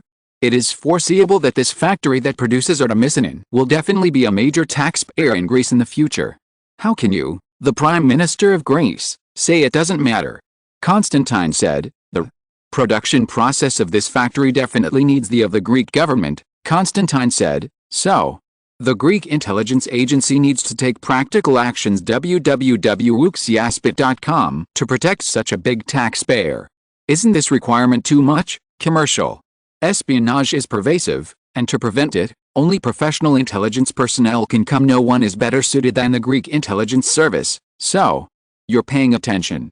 Trachupis suddenly realized after pondering. Trachupis agreed. For a country like Greece with a population of over 1 million and lack of resources, it is not easy to find a commodity that can balance the trade deficit. Almost all industrial products in Greece now, such as cloth, steel, cleaning supplies, medical supplies, etc., most of them need to be imported. These commodities are just in demand, and the government cannot intervene in the situation of executive orders, and Greece's exports are only raisins and olives. A large amount of precious metals flow out every day. Now Greece is getting weaker and weaker, like a patient with a bleeding wound. The reason why the Greek government frequently borrows large sums of money is to some extent to alleviate the plight of the lack of precious metals in the Greek domestic market. It's like giving a blood transfusion to a patient who has lost a lot of blood, although it is drinking poison to quench thirst. The Greek government can't stop. Once this artemisinin is mass-produced in Greece, it will undoubtedly be exported abroad in large quantities, so the situation of the outflow of precious metals in Greece will be greatly improved. This is the chicken that has been laying golden eggs. Not only can it receive a lot of taxes, but it can also balance trade. It really serves multiple purposes. Thinking of this, Trachupis couldn't help but disagree. Okay, I will say hello to the Greek intelligence service and ask them to contact Miss Nina directly. Chapter 61, Production, 2. Seeing that Trachupis agreed, Constantine turned around and arranged for the two new employees. Nina, Dr. Philip, one of you is in charge of technical aspects, the other is in charge of administrative management, and the factory will be handed over to you. In work, we should pay special attention to the establishment of a confidentiality system, minimize the number of personnel who know the overall production process, and let employees only engage in a specific operation in a certain step. Constantine asked worriedly. The two steps of production and sales can be separated, and the production personnel are only in charge of production, and the sales personnel are only in charge of sales, which can reduce the risk of leaking secrets and make it easier to manage. Nina put forward her own suggestion. Constantine also felt that it made sense to do so, and nodded in agreement. For the sake of confidentiality, you can actually make a fuss in the raw materials. As a technician, Dr. Philip also proposed a method to strengthen the confidentiality from a technical point of view. For example, you can add some plants that are completely ineffective and do not affect the active ingredients, and add them before extraction, Philip said. This is also to make it more difficult for others to decipher the secret of artemisinin. After all, if it is just pure artemisinin extract, the risk of being deciphered is too great. Adding some invalid substances can disrupt the attention of malicious researchers. The degree is almost a geometric increase anyway. This work, Dr. Nina and Philip, let's work together. This is our common cause. Constantine encouraged the two of them. Regarding the choice of sales location, Constantine, I still advise you to be conservative and mainly sell in Greece and the Congo. The Germans and Dutch who monopolize quinine are powerful, so don't stimulate them positively for the time being. Nina said after a few months of training in the head office of the Greek Congo. Nina has frequent contact with those business elites every day, and she has enriched her knowledge a lot. Hearing this, Constantine lowered his head and pondered. No matter when, monopoly oligarchs are not easy to mess with. As for what it means to carry out legitimate business competition and abide by the spirit of the contract under the constraints of the rules, this kind of high-sounding remarks, just listen to it, Don't take it too seriously. Look at the shady tricks that Rockefeller's oil trust used in order to monopolize the U.S. oil market. Shopping malls are like battlefields. Under the stimulation of huge profits, no matter how indiscriminate tricks, they will appear in the shopping malls. It's like bribing the top managers of competitors, always knowing each other's decisions, dispatching gangsters, assassinating, intimidating competitors, and forcing them to surrender control of the enterprise. Such means are also indispensable means for Mr. Rockefeller to make a fortune. The Dutch and Germans monopolize the quinine market, forming a solid alliance of interests, enjoying huge profits every year. The Dutch control the origin of quinine's raw material, cinchona bark, East Indies, while the Germans control the chemical technology for extracting quinine. When the two cooperated, the money was very good. Now there are new drugs for malaria suddenly appearing on the market, competing with them for the market. And the price is low. It is impossible for them to calmly divide the market that was originally all their own with their competitors. There is no reason to argue for interests. Well, you can figure it out. It's best not to have a direct conflict with them first, Constantine said. In addition, you have to take out a part of the shares to circulate on the Athens Stock Exchange. If the big families in the country are interested, you can also let them participate in the shares, and try to let the domestic people share the profits of artemisinin. Said Constantine. The reason for this is to find more alliances of interest for yourself. Constantine intends to unite everyone in this way, so that Greece can be tied together, and the protection of artemisinin production technology will eventually become the will of the entire Greek people. Everyone has the same interests, and naturally they have the obligation to contribute to the protection of the production process of artemisinin. If the secret is leaked, everyone's interests will also be damaged. Otherwise, Constantine would not only have to beware of foreign malicious forces and pay attention to artemisinin, but also be careful of the prying eyes of those who are attracted by domestic interests. Constantine is the thousand-armed Avalokitesvara, so I'm afraid he can't be too busy. Go, protect the secrets of Greece, just as the Greeks used to protect the secrets of Greek fire. Constantine ordered the so-called Greek fire as a secret weapon invented by the Eastern Romans. It once played an important role on the battlefield, especially in naval battles. For example, in 717, during the war against Arabia, a fleet of Arabs tried to block the Golden Horn. The Eastern Roman Emperor Leo II immediately ordered the fleet to fight, and used Greek fire to burn down 20 Arab warships, while the rest of the warships were captured. The great power of the Greek fire caused panic in the Arab navy. In the siege, the Arab army used a total of 2,560 ships, but only 5 returned to Syria and Alexandria. The soldiers who were attacked by Greek fire once wrote this record: whenever the enemy attacks us with Greek fire, all they do is kneel down and pray for God's salvation. The power of Greek fire can be seen in general. What exactly is Greek fire is still a mystery, and the method of making Greek fire has also been lost from beginning to end. The secret of Greek fire was firmly in the hands of the Greeks. Constantine said this because he wanted the two of them to protect the secret of artemisinin like the Greeks kept the secret of Greek fire. www.wuxiaspit.com. Having said that, the two left the prime minister's office, and the meeting room fell silent. About the Greek industry, especially the steel industry, Mr. Prime Minister, do you have any good ideas? Constantine asked. In the industrialization of modern countries, steel is a threshold that cannot be bypassed no matter what. The embarrassing thing is that there is neither hard coal nor iron ore in Greece. If you want to build a steel plant, you can only import coal and iron from abroad. This brings up another problem. Even if such steel is produced, it will not have any competitiveness, because the price is too high. This is not the 21st century. Whether it is the transportation of coal or iron ore, transport ships with a displacement of hundreds of thousands of tons can be delivered to you economically. In sea transportation, the larger the tonnage of the vessel, the lower the transportation cost per unit weight. This is also the reason why ocean-going oil tankers of 300,000 to 400,000 tons appeared compared with these behemoths. The 100,000-ton aircraft carrier is still a younger brother. However, the cargo ships of the late 19th century had a relatively large displacement, that is, a scale of several thousand tons. Ships of this scale were used to transport coal and iron. Such huge demand for basic industrial raw materials and the transportation cost per unit made anyone stunned to smelt steel by means of imported coal and iron ore. Frankly speaking, it is not as good as directly importing steel, and it is better to buy it. Every time he thought of this, Constantine felt a headache. Therefore, I would like to hear Trikoupis' opinion on steel construction as an evergreen tree in Greek politics. Trikoupis, who has always advocated the development of the country's industry and commerce, must have considered this issue. If you're listening to this novel on a channel other than Fanfic World, it means they downloaded and uploaded it without effort. We cordially invite you to visit our channel, Mundo Fanfic Novelis. There you'll find the original version of this story, and you can explore many other novels of various genres. We're waiting for you to immerse yourself in a world of incredible novels. Chapter 62, Steel Plant. Hearing Constantine's question, Trachupis answered in a leisurely manner, "Then it depends on your choice. If His Highness is ambitious, Zhangao will build a steel plant with an annual output of hundreds of thousands of tons.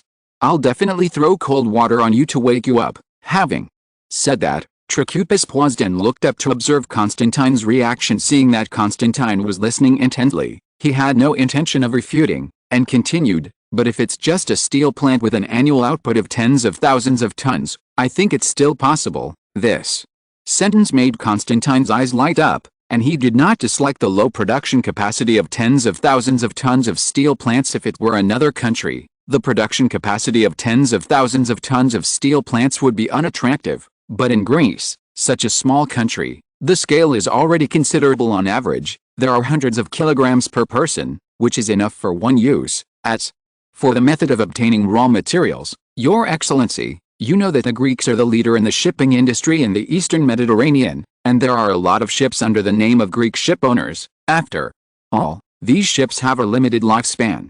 After the service period expires, they are usually decommissioned. Aren't these ships that are about to be scrapped the best source of steel? But when he happened to watch the steel ships coming and going at the pier, he got something on a whim. You also know that today's ships have a displacement of thousands of tons.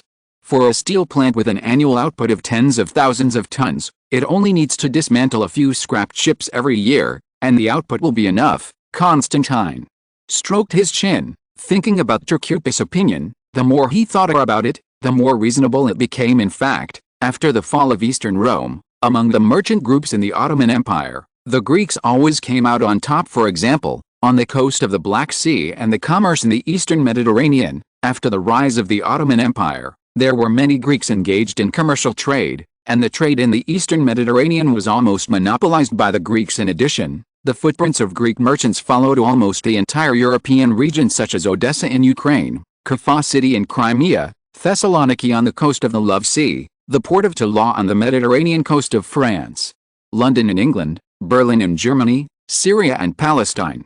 There are Greek settlements. It was these Greek elites who were doing business all over the world who brought back to their Greek compatriots the popular European Enlightenment ideas of democracy, freedom, and fraternity after the French Revolution. The Greek region, which was suffering from domination, set the flames of the uprising. This led directly to the later Greek independence movement. Of course, after Greece became independent in 1823, the status of Greek merchants changed.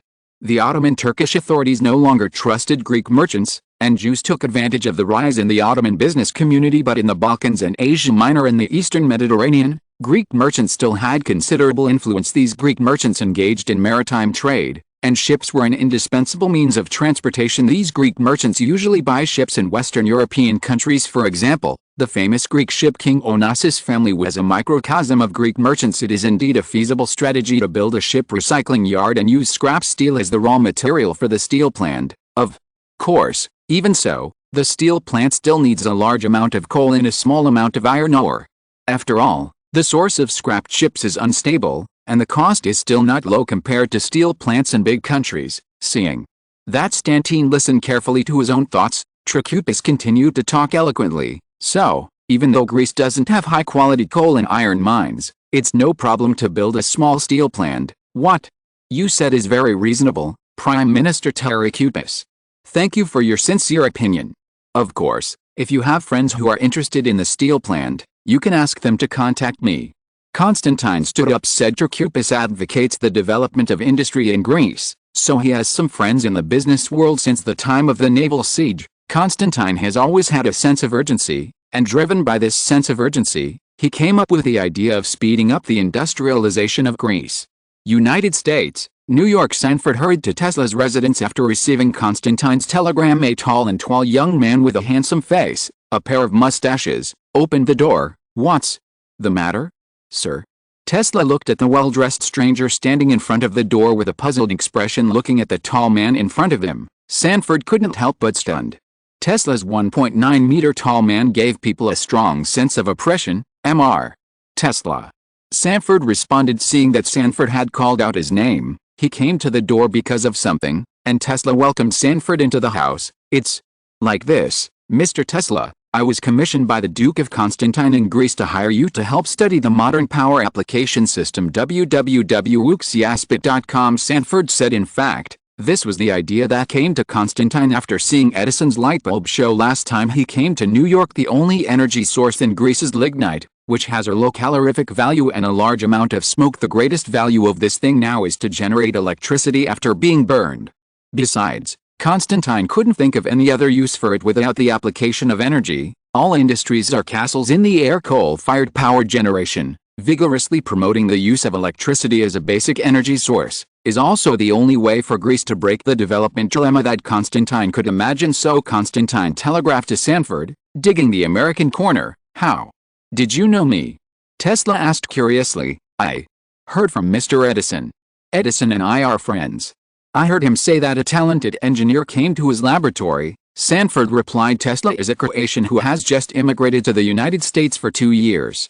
In the past 2 years, the strong contrast between the prosperity of the United States and the poverty of his hometown, Croatia under the rule of the Austro-Hungarian Empire, has left a deep impression on him. The turbulent Eastern Europe has limited appeal to him. Hearing Sanford's words, Tesla, who was sitting on the sofa with his chin in his hand and his elbow on the side of the sofa, didn't have any obvious response. Seeing Tesla's non-committal behavior, Sanford continued, "You'll get $100,000 a year and a laboratory, your own modern laboratory." Hearing this condition, Tesla frowned. In fact, during this time, he and Edison had a very unpleasant quarrel. Chapter 63, Tesla.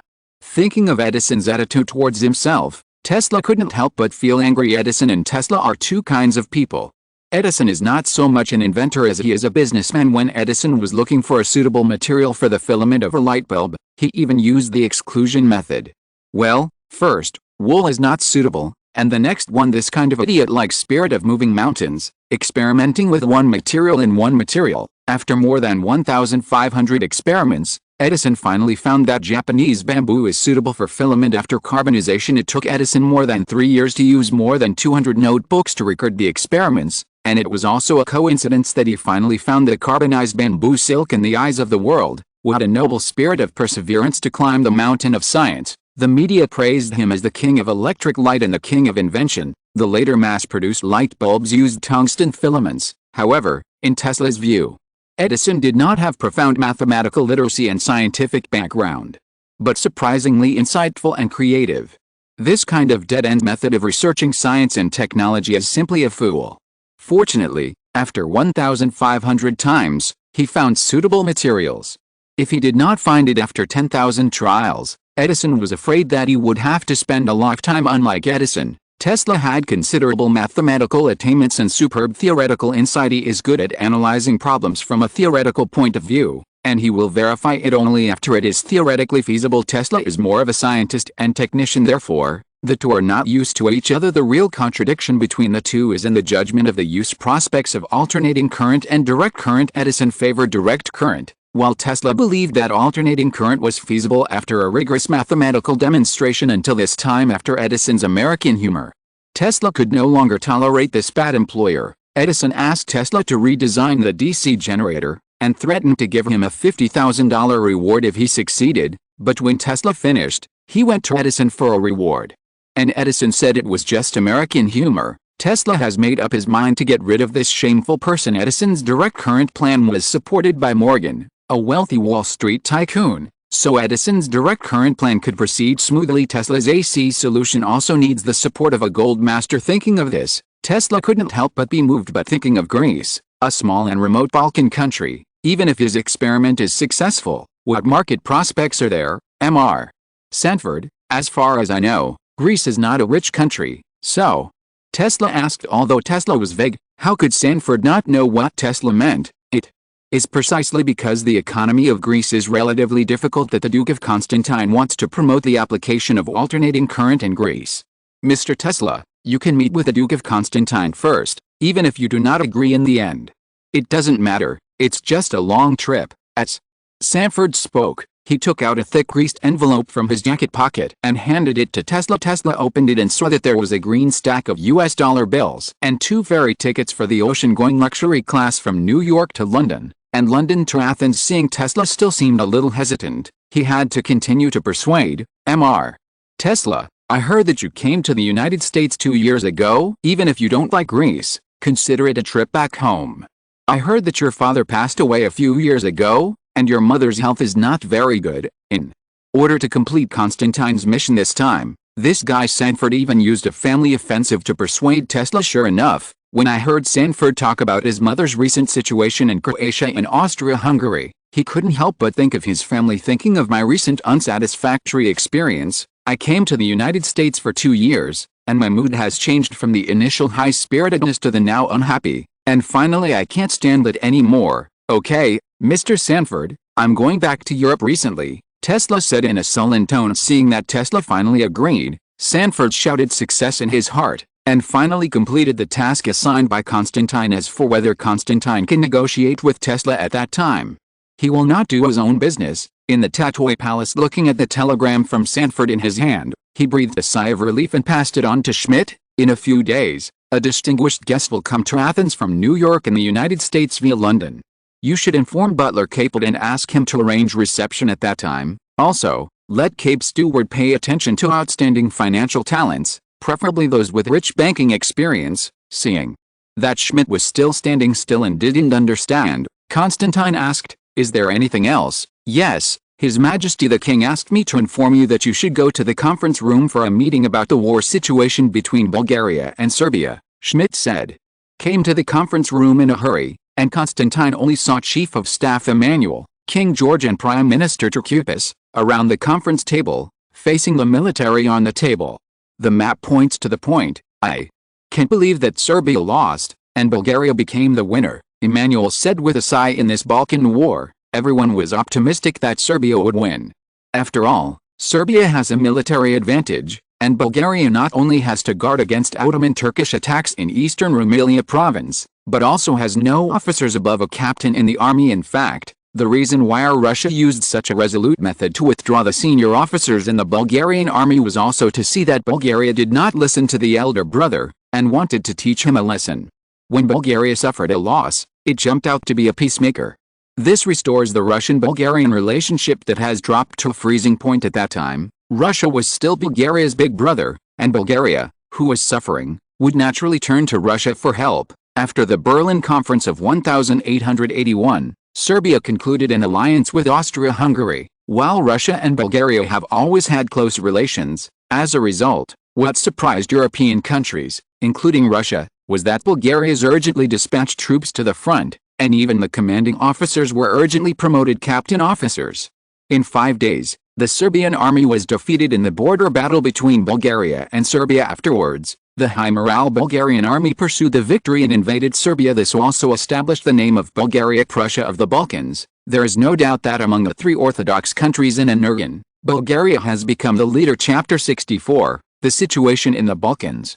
The general course of the war between the two sides is as follows. On November 17, the two sides launched a decisive battle in Slivnica, west of Sofia. On November 20, the Serbian army was defeated and fled west. On November 22, the Bajo army began to counterattack across the board. On November 24, except for the Timok River Corps, which continued to besiege Vidin, the rest of the main force of the Serbian army gathered at the Pirat fortress on the border of Palo. Pirat belongs to the country of Serbia. On November 25, Serbia requested a ceasefire. Bulgarian Grand Duke Battenberg said that unless Serbia agreed that eastern Rumelia belonged to Bulgaria, the Bulgarian army would fight until Belgrade. On the same day, the Battle of Pirat started, with 65,000 Serbian troops and 42,000 Bulgarian troops participating in the war. On November 27, the Serbian army collapsed and all fled Tunis. King Milan I of Serbia announced a national mobilization. So far, the large-scale ground war has ended,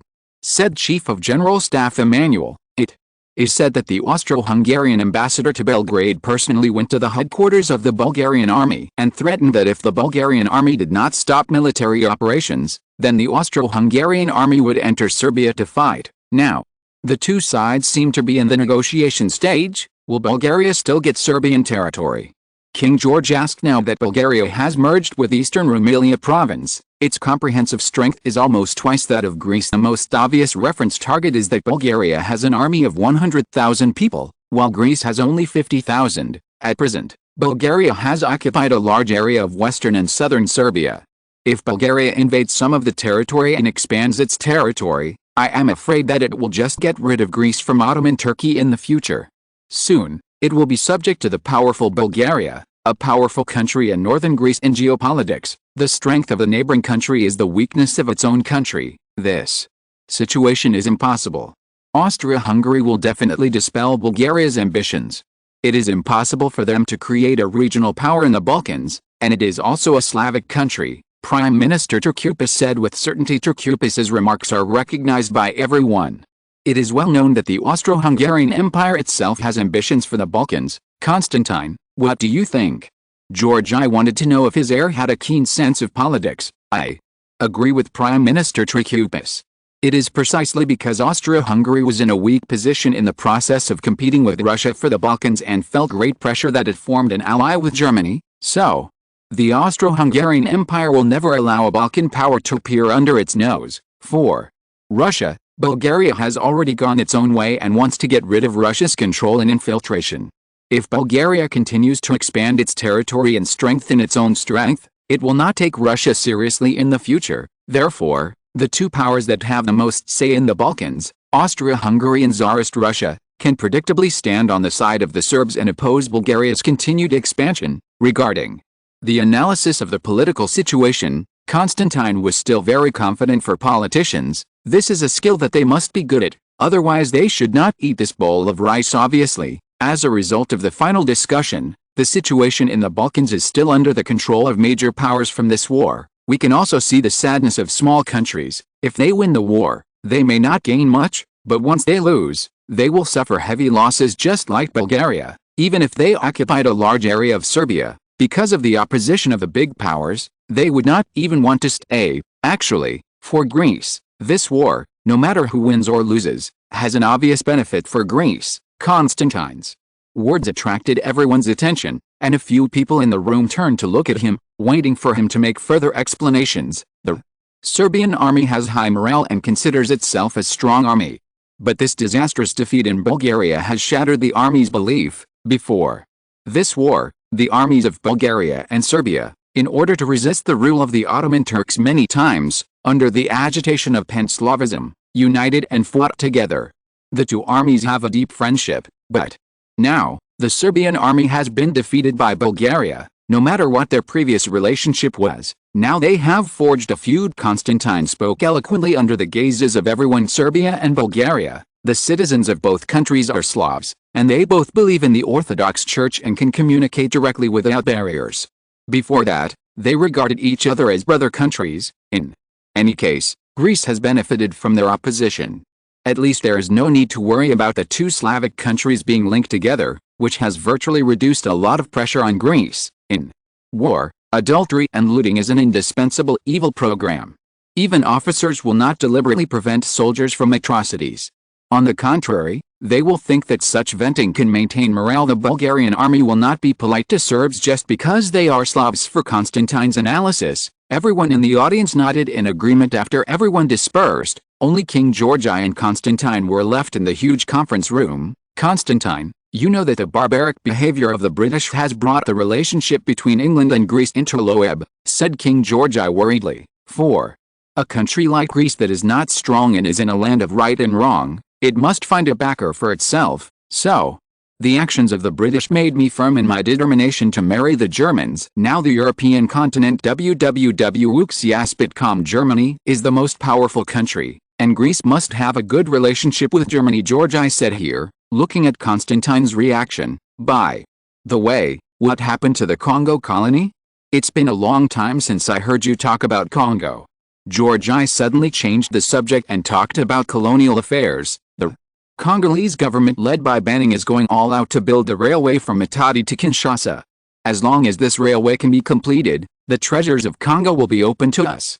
On the high-backed chair, He replied respectfully, this railway needs to open up a passage in the tropical jungle of Congo, and the way is full of desolate virgin forests, with a harsh climate and complex geology. Therefore, it is very difficult to build a railway in Congo, which is far from civilized society. Let Banning complain as of now, only half of the railway has been built. What are your plans for the Congo?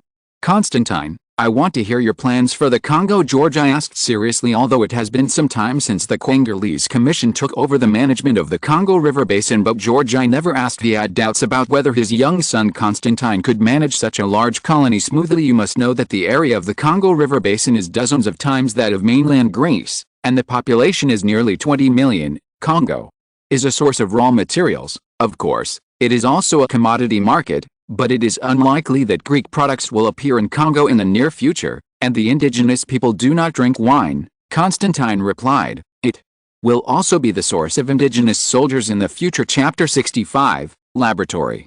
Where did the native soldiers come from?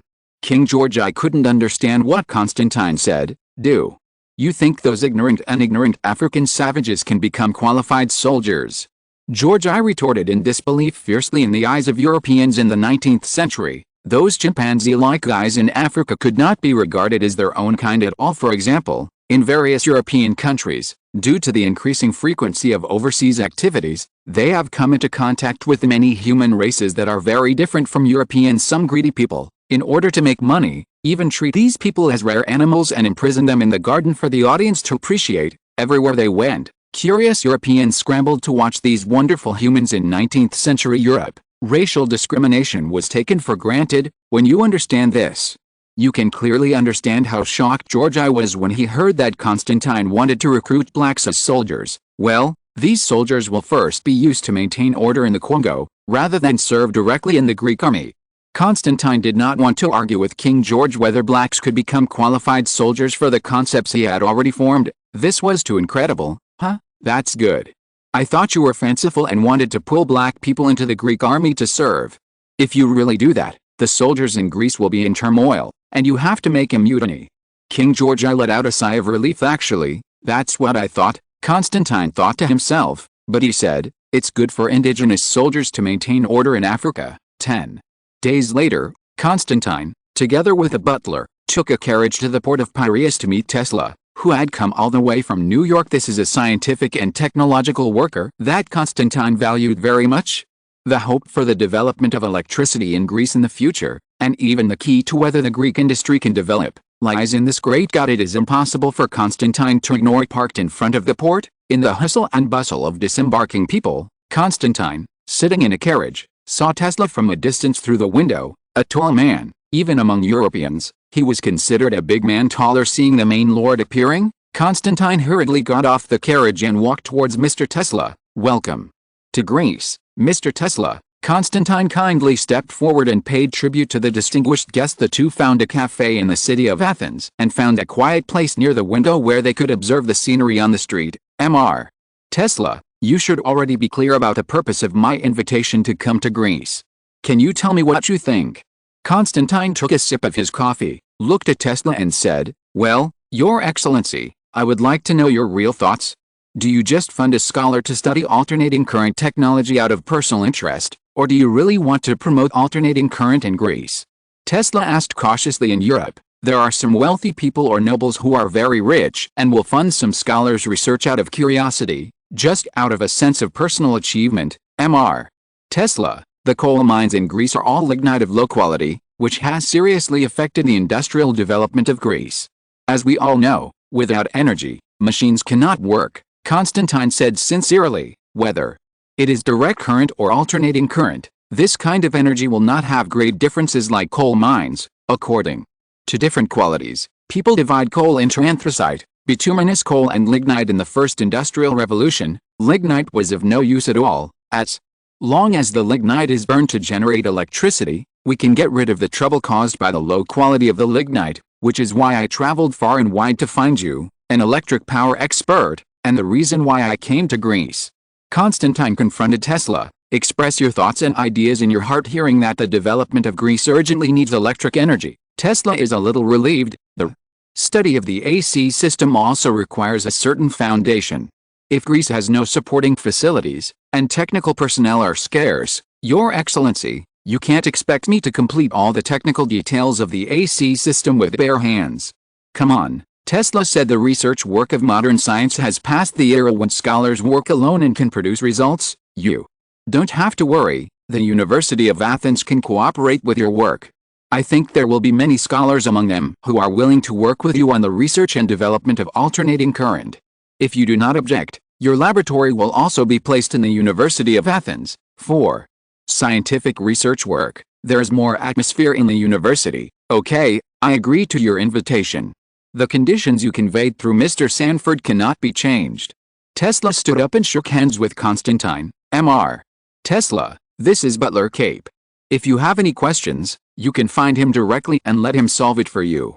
Constantine pointed to Butler Cape beside him and asked Tesla introduced, whether it is about purchasing experimental equipment, or about establishing a laboratory, or negotiating with the University of Athens. You can ask him to help you solve it. After all, www.wuxiaspit.com. Constantine personally used a carriage to send Tesla to the Acropolis of Athens, where the University of Athens is located. When he came to the university campus of the Acropolis, President Ichius heard that the Duke of Sparta would come to visit and stood in front of the school gate to greet him. Principal Ichius is in his 40s, with Mediterranean hairstyle, wearing a pair of gold-rimmed glasses, and looks like an intellectual. Your Excellency, welcome to the University of Athens. Ichius greeted Constantine as he stepped off the carriage. The four of them greeted each other and walked towards the campus. Walking among the buildings of the University of Athens, Ichius kept introducing the various buildings of the school to the guests. Headmaster Ichius, you probably already know the purpose of my visit. This Mr. Tesla is the researcher I invited from the United States. Constantine pointed to Tesla and said, I hope your school can fully cooperate. This AC system research subject is of great significance to the industrial development of Greece. You must take it to heart, Constantine said solemnly. You can rest assured, Your Excellency, I will definitely invite the most powerful researchers in the school to cooperate with Mr. Tesla. A fool wouldn't support so much money every year. Ichius thought the University of Athens is the only university in Greece. It has good teachers and has the ability to cooperate with Tesla. Cappy, Butler, in the past few days, you have been taking care of Tesla here and building up Mr. Tesla's laboratory. If there is equipment that must be imported, you can help contact the Greek embassy abroad and let them help with purchasing. Constantine said to Cape's Butler the power system is the key to the industrialization of Greece, and Constantine did not dare to neglect it. Chapter 66, Educate. In 1887, after nearly 3 years of hard work, the railway from Matadi to Kinshasa in the Congo River Basin was finally completed, which also meant that Congo could finally enter the normal development stage through this strategic railway. Congo's natural resources and European and American commodities can finally be exchanged with each other thanks to the Berlin Conference in 1884. Countries allowed the Congo Commission to levy a 10% import and export tariff. Constantine spent a lot of energy for many years investing in the Congo region, and finally ushered in the first return, £150,000. It was previously agreed with banning that 5% of the Congolese finances would be the income from the many huge investments made by the royal family over the years, and 10% would be allocated to the Royal Greek Education Foundation to develop education in Greece. Without money, everything is difficult. Previously, due to Constantine's strong advocacy for the royal family to invest in the Congo River Basin and acquire colonies, the royal family's funds of more than 10 million francs have been successively invested in the early development of the Congo colony over the years. Ten's hands have been tense except for some projects of strategic value, such as Tesla's alternating current system. Other things that involve large expenses, Constantine has always been exempted from it. This kept Constantine under a lot of pressure. Good luck, many years of hard work, and now I finally have my first income. Looking at the 2 checks that Schmidt handed over, the Royal Greek Educational Foundation, which has already been well prepared, can finally vigorously promote compulsory education. The reason why Constantine paid attention to the implementation of compulsory education is that education can improve the quality of the people, which is only part of the factors. Part of the reason is the uniqueness of the Balkans. This piece of land located at the junction of the 3 continents of Europe, Asia and Africa, due to its important strategic position, has been ruled by major empires successively. The Alexander Empire, the first empire spanning the continent of Asia, Europe and Africa, followed by the ancient Roman Empire, the Eastern Roman Empire, and finally the Ottoman Empire. In the long history, the territories of the Balkans,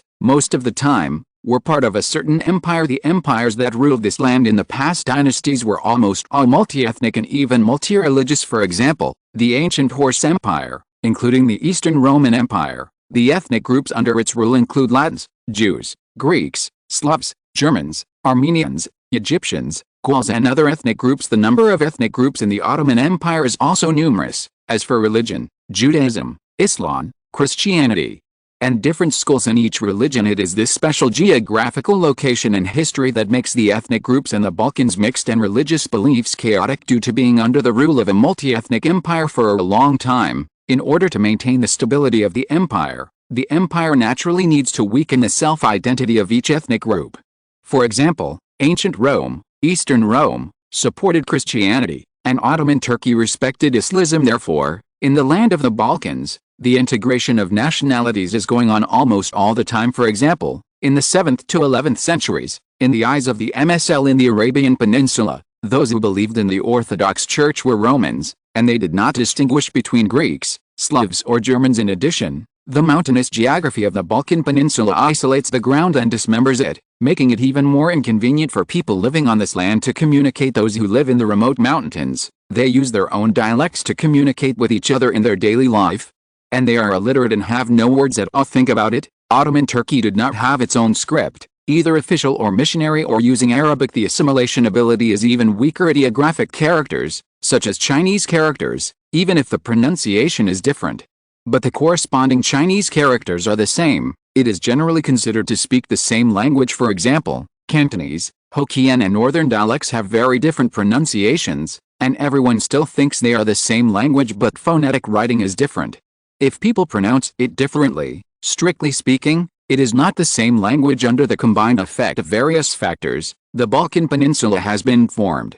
A considerable number of people do not even know what nationality they are. Some people lost their sense of national identity during the long-term rule of multi-ethnic empires. Therefore, in the Balkans, except for those with very obvious national characteristics, such as those who speak Slavic or Greek, they will say with certainty that I am Greek or Slavic. Many people cannot clearly identify their own nationality. In this special case, if such a person has received compulsory education in Greek, he will be a Greek from now on. For example, in Macedonia, due to the long-term mixing, MSL, Bulgarians, Serbs, Greeks, Jews, and Armenians are confused into a group, and it is difficult to distinguish Bulgarians and Serbs, because they are both Slav. However, if a child is exposed to Greek education since childhood, he will naturally be close to Greece. This is why Constantine attached great importance to compulsory education.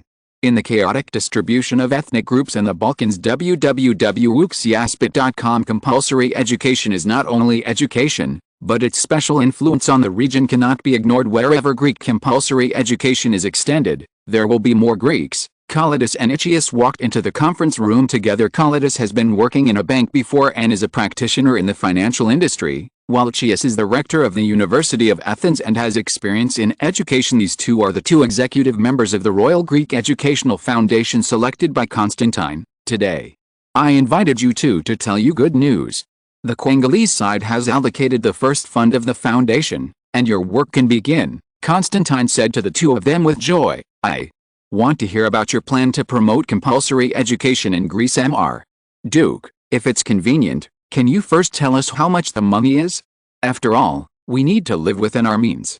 Karatas pushed the black-rimmed glasses on the bridge of his nose and asked. The first funding was 100,000 British pounds. I think we should give priority to promoting education in some towns first.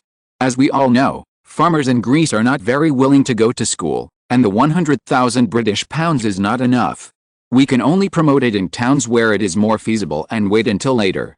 When the funds are relatively abundant, it can be extended to rural areas with backward infrastructure, so that the efficiency of compulsory education popularization is relatively more guaranteed. Ikias calmly expressed his opinion. The investment in teaching facilities in the early stage is a lot of money, such as the construction of teaching buildings, but fortunately it is not a recurring expenditure, so this money, I am afraid that the education of school-age children in urban areas can only be partially solved. Said Chapter 67, Education, 2. In addition, There are some children living on the islands of the Aegean Sea and the Adriatic Sea. Due to the inconvenience of transportation, it is difficult to cover these places in the early promotion of compulsory education, Aeschylus said regretfully.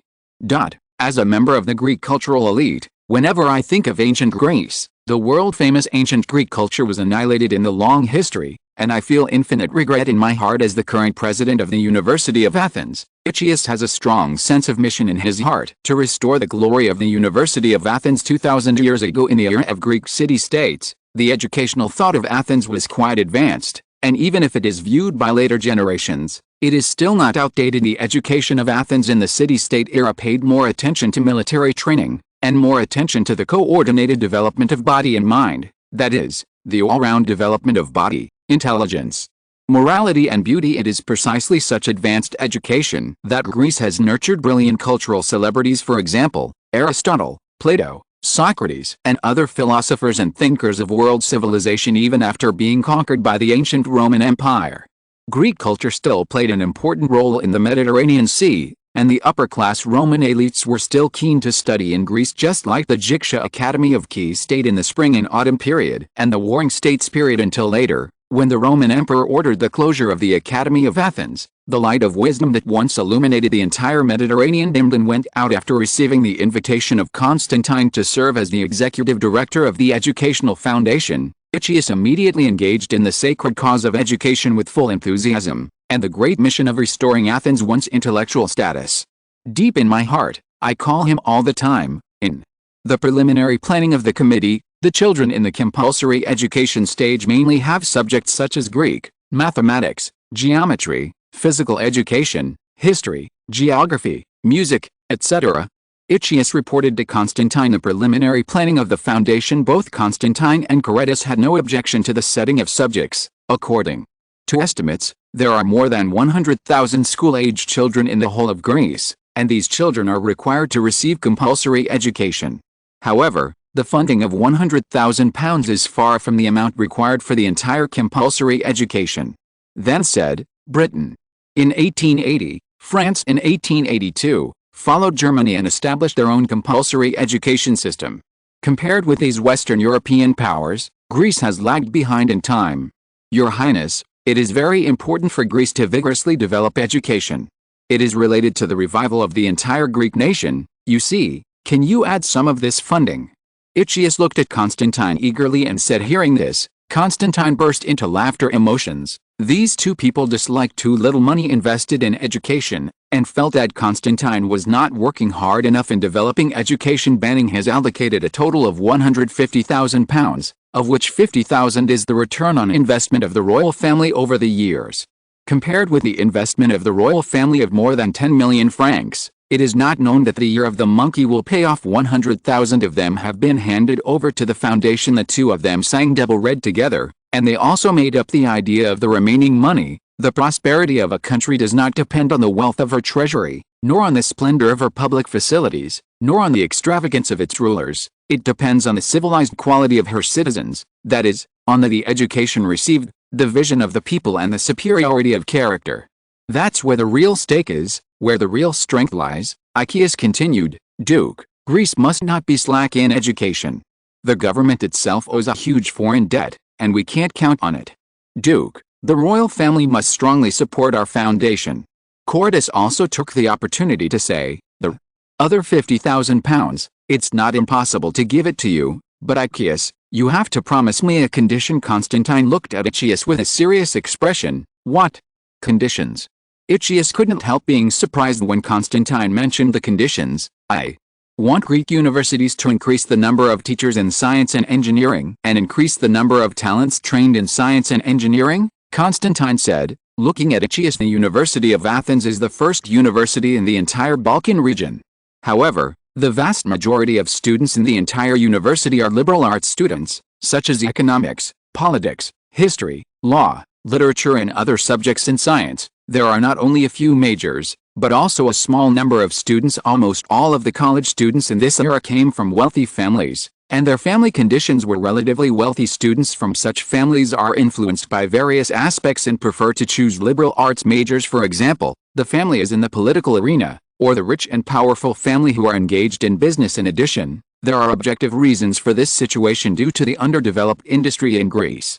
Even students who have studied science and engineering may not find a place to use them since Constantine specially set up a foundation to help develop education. It is naturally impossible to turn a blind eye to this situation. The Royal Education Foundation, reading www.uucan'tU.com, must provide a fund to support a group of talented science and engineering students to study chemistry, physics, mathematics, metallurgy, machinery, mathematics and other science and engineering majors. John Constantine said, the source of these students does not have to be limited to Greece. If you can do it, your foundation can choose talented students from all over the world to study at the University of Athens. Hearing Constantine's request, the two of them couldn't help being a little stunned. In less than a moment, Iccius, who came to his senses, connected Constantine's request with his dream of reviving the influence of Athenian culture for a liberal arts student. The academic performance and whether he can achieve a career cannot be said to be completely unrelated, but the correlation is indeed not large. In contrast, for a science and engineering student, the link between academic performance and career is undoubtedly stronger. Science and engineering pay more attention to the talents of the students themselves, and Greece has a population of only a few million people. Even if the talents among these people have been screened out by the foundation, how many are there? Therefore, it is very necessary to search for talents from all over the world. Of course, this is a long-term task. That is to say, the responsibility of your Royal Education Foundation is not only to promote the development of education in Greece, but also to focus on overseas, and to sponsor some talented science and engineering talents from abroad. Constantine said solemnly. Originally, the two just wanted to get another £50,000 from Constantine so that more children could go to school, but they were stunned by the conditions that Constantine put forward. But, Your Highness, even if these students are trained, how do you plan to place them? Greece doesn't have so many positions for them, Corotus asked in confusion. Chapter 68, Marriage. You don't have to worry about this. There will always be places that need them in the next Greek industrialization process. Also, teachers with mediocre abilities cannot educate outstanding students. Therefore, you also need to invite well-known European scholars and scientists with subtle accomplishments in various fields to give lectures at the University of Athens.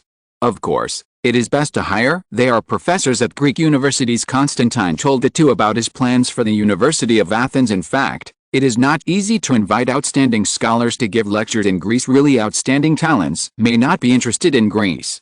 Those who are interested in Greece may not be interested in the University of Athens. Of course, this is a long-term thing.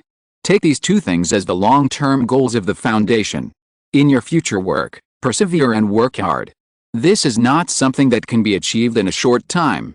Tanton said to the two. From Constantine's words, the two of them could also feel the Duke's determination to develop Greek cultural education. They were both excited and stressed. In short, I hope you two will work together to improve the cultural literacy of the entire Greek nation. After all, give the check for £50,000 to Corotus. This means that the royal family's investment in Congo this year has not received a dime. Iccius saw that Constantine was so generous, and another question came to his mind. His Royal Highness, what should you do with those Greek MSL children? Do they also enjoy the benefits of compulsory education? Religious issues have always been a sensitive issue in Greece. During the centuries-long rule of the Ottoman Empire, thousands of Greeks converted to Islam. They are either to escape the high poll tax, or to be able to live comfortably. In short, they are either active or forced. No one can give an accurate number of Turks of Greek origin now living in Ottoman Turkey. When the Ottoman Empire rose in Western Anatolia, the Eastern Roman Empire was already in decline. A declining empire, political corruption, military turmoil, and land annexation.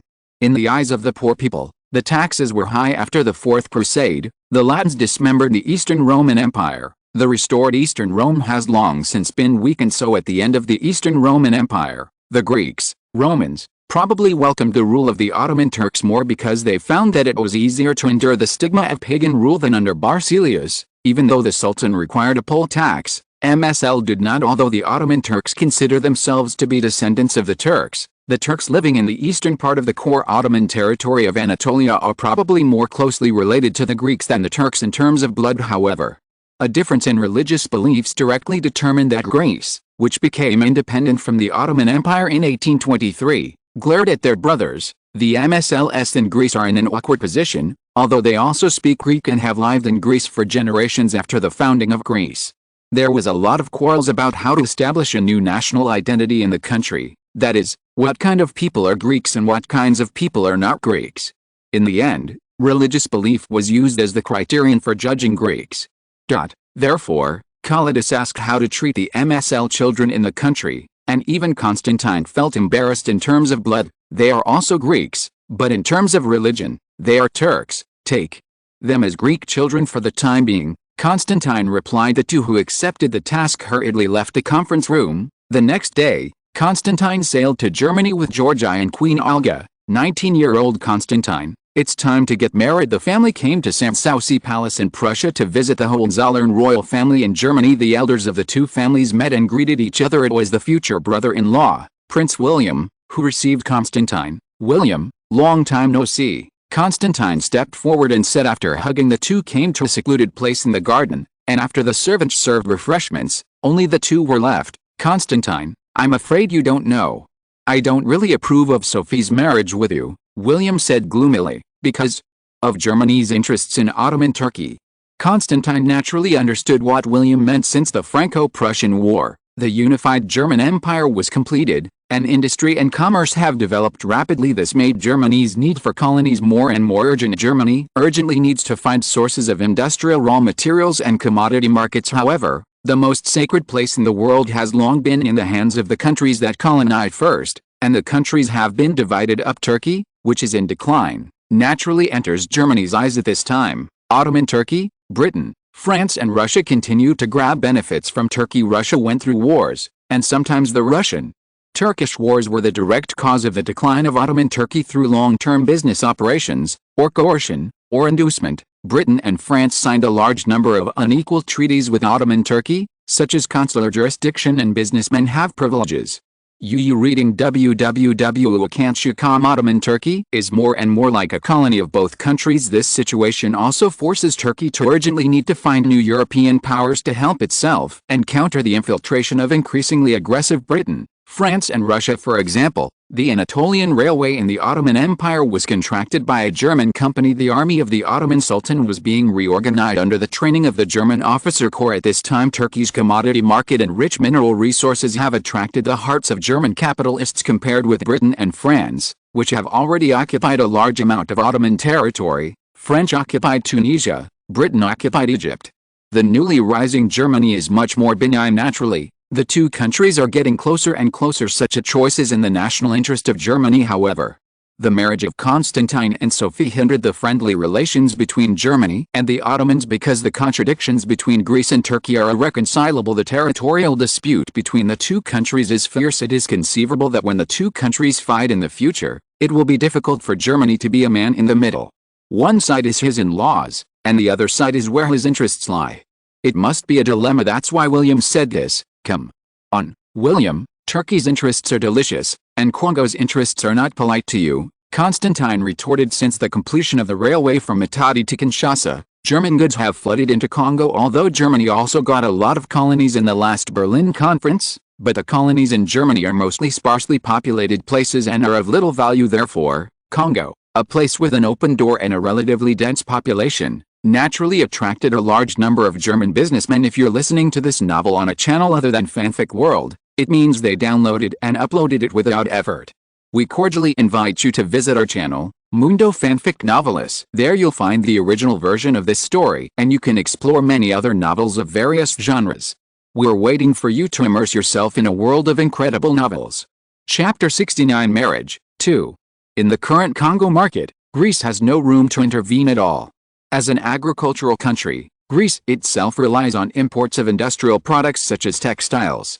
Except for artemisinin, there are no other commodities circulating in the Congo. Constantine also watched helplessly as merchants from various countries made a lot of money in the Congo, but there was nothing he could do. Hearing Constantine's answer, William was silent for a moment and said, "I'm sorry, Constantine, to establish good diplomatic relations with Turkey, this is the interest of Germany, and it is impossible to help Greece because we are in-laws.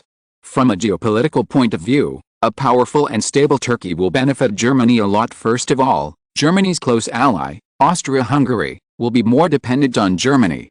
Due to its expansion ambitions for the Balkan Peninsula, its strength is not good. Under the pressure of Russia and Ottoman Turkey with certain strength, Germany will occupy the German-Austrian relationship greater initiative. Secondly, Turkey will be like a magnet, firmly attracting Russia's attention. The Russian-Turkish War has lasted for more than 200 years. Almost every 20 years, the two countries will have a war. The Bosphorus and the capital of Ottoman Turkey, Constantinople, is a coveted strategic location for Russia. As long as Russia is interested in Turkey, the pressure on Germany's eastern border will be greatly reduced. Russia will certainly ease relations with Germany. This will make Germany's diplomatic activities more flexible. Therefore, it is a joint decision of the entire German leadership to actively develop relations with Turkey, and it cannot be changed because of the marriage between the royal families. Because the Ottoman Turkey can give Germany the benefits, the weak Greece cannot. William, in fact, you don't have to take this too seriously, Constantine comforted. The Greeks can achieve something even on their own. Constantine was reluctant to show weakness in front of William. Makes it seem like Greece is an orphan of Europe, although in fact, King George and his wife, who strongly advocated marriage, made a move to approach other great powers in Athens, Greece, after they were threatened by the navy of Britain, their longtime friend. 3 days later, Constantine and Princess Sophie, in a church in Berlin, almost all the royal families sent personnel to participate in this grand event, and held a grand wedding according to Protestant etiquette, because Sophie is a Protestant. In the reception room of Sanssouci Palace, Princess Sophie, who is about to leave her parents, and Constantine bid farewell to Constantine's father-in-law and mother-in-law Crown Prince Frederick and his wife, looking at their daughter and son-in-law who are about to leave for Greece, are filled with reluctance. Constantine, as a mother, I hope you can take good care of Sophie, and I hope you can be happy. Princess Victoria, Constantine's mother, Princess Victoria from England, daughter of Queen Victoria, sincerely blessed the newlyweds in front of them holding Sophie's arm. They looked at each other and said goodbye to the two elders accompanied by King George and his wife. The newlyweds returned to Greece by cruise ship. When the people of Athens heard the news that Prince Constantine had married Princess Sophie of Germany, the whole city of Athens was filled with joy. On the day the newlywed couple landed in the port of Piraeus, the people of Athens spontaneously gathered in the streets of Athens on the road leading to the Tatoi Palace. Constantine and Sophie, riding in an open-top carriage decorated with gold and yellow, slowly passed through the crowd of onlookers, led by two pure white horses. The enthusiastic Athenian people loudly offered their sincere wishes to the newly loved couple in the carriage, kept walking forward, and put the flowers in their hands on the carriage. The carriage only traveled a few hundred meters. The two of them were almost overwhelmed by flowers. Constantine's facial muscles were stiff because he kept smiling for a long time. After the convoy returned to Tatoi Palace, Constantine finally relaxed and let out a sigh of relief looking at his wife, Princess Sophie of Germany. Constantine's mind was complicated, to be honest. The two of them didn't know each other at all, so they became husband and wife ignorantly. Sophie, do you have any hobbies? Sophie, wearing a white gauze dress, sat quietly on the sofa. The living room was quiet as a boy. Constantine had to take the initiative and break the silence. I like gardening, especially English gardening, Sophie said to Constantine uneasily. During Constantine's schooling career in Germany, although the two met twice, they didn't have much interaction other than that. Sophie, you are now the crown princess of Greece. There will be many social events on weekdays, which is unavoidable. Looking at Sophie, Constantine said the royal family has frequent entertainments on weekdays. Sophie, the crown princess, is unlikely to be at leisure. I want to hand over the responsibility of the Royal Greek Educational Foundation to you. How about you being the president of the foundation? www.wuxiaspit.com Constantine said after careful consideration. Foundation? What can I do? I have no experience in this area, Constantine. Sophie was very surprised when she heard Constantine's words. As a matter of fact, it would be more appropriate for Sophie to be in charge of the Royal Greek Educational Foundation in the first place. This was originally a foundation funded by the royal family with a lot of money, and there should have been a member of the royal family in charge. Secondly, the purpose of the foundation is to promote the development of Greek education. With the progress of this significant cause, the royal family will also gain great fame if the crown princess of Greece is actively engaged in education in Greece. It can bring a good reputation to the royal family if many talents from all walks of life in Greece have benefited from the royal family in the future. There is no doubt that the rule of the Greek royal family will be greatly consolidated. Times change, even the Wang family has to think about how to win the favor of the people. She told Sophie her plan, and after Sophie thought about it, she finally agreed to Constantine's request. The next day, when Cordus and Iccius came to report on the progress of compulsory education, Constantine told them the news. His Royal Highness, this is good news. If Crown Princess Sophie serves as the president of the foundation, it will definitely be good news for Greek education, Iccius said, happily seeing Constantine and Cordus looking at him puzzled. Iccius explained, nowadays, German academia is full of talented people, and those famous German scholars or scientists in the past did not look down on Greek schools at all. But now the Crown Princess of Greece, the Princess of Germany, has invited these scholars to study in Greece. These arrogant people, it is not easy to shirk. Chapter 70, Breakthrough in Power Technology. In June 1887, the promotion of compulsory education in Greece was in full swing, and children were either curious or forced to be sent to school by their parents. It can be said that, so far, Constantine's colonial achievements in the Congo, the money from the colonization, have all been invested in the popularization of education. At the invitation of Constantine, Tesla, who came to the University of Athens to study the alternating current system, hurried to Constantine's residence, the Tatoi Palace. Your Excellency, we have broken through. Tesla rushed to Constantine's office and said excitedly. Looking up and seeing Tesla, Constantine stood up and asked Tesla to sit down. What was the breakthrough?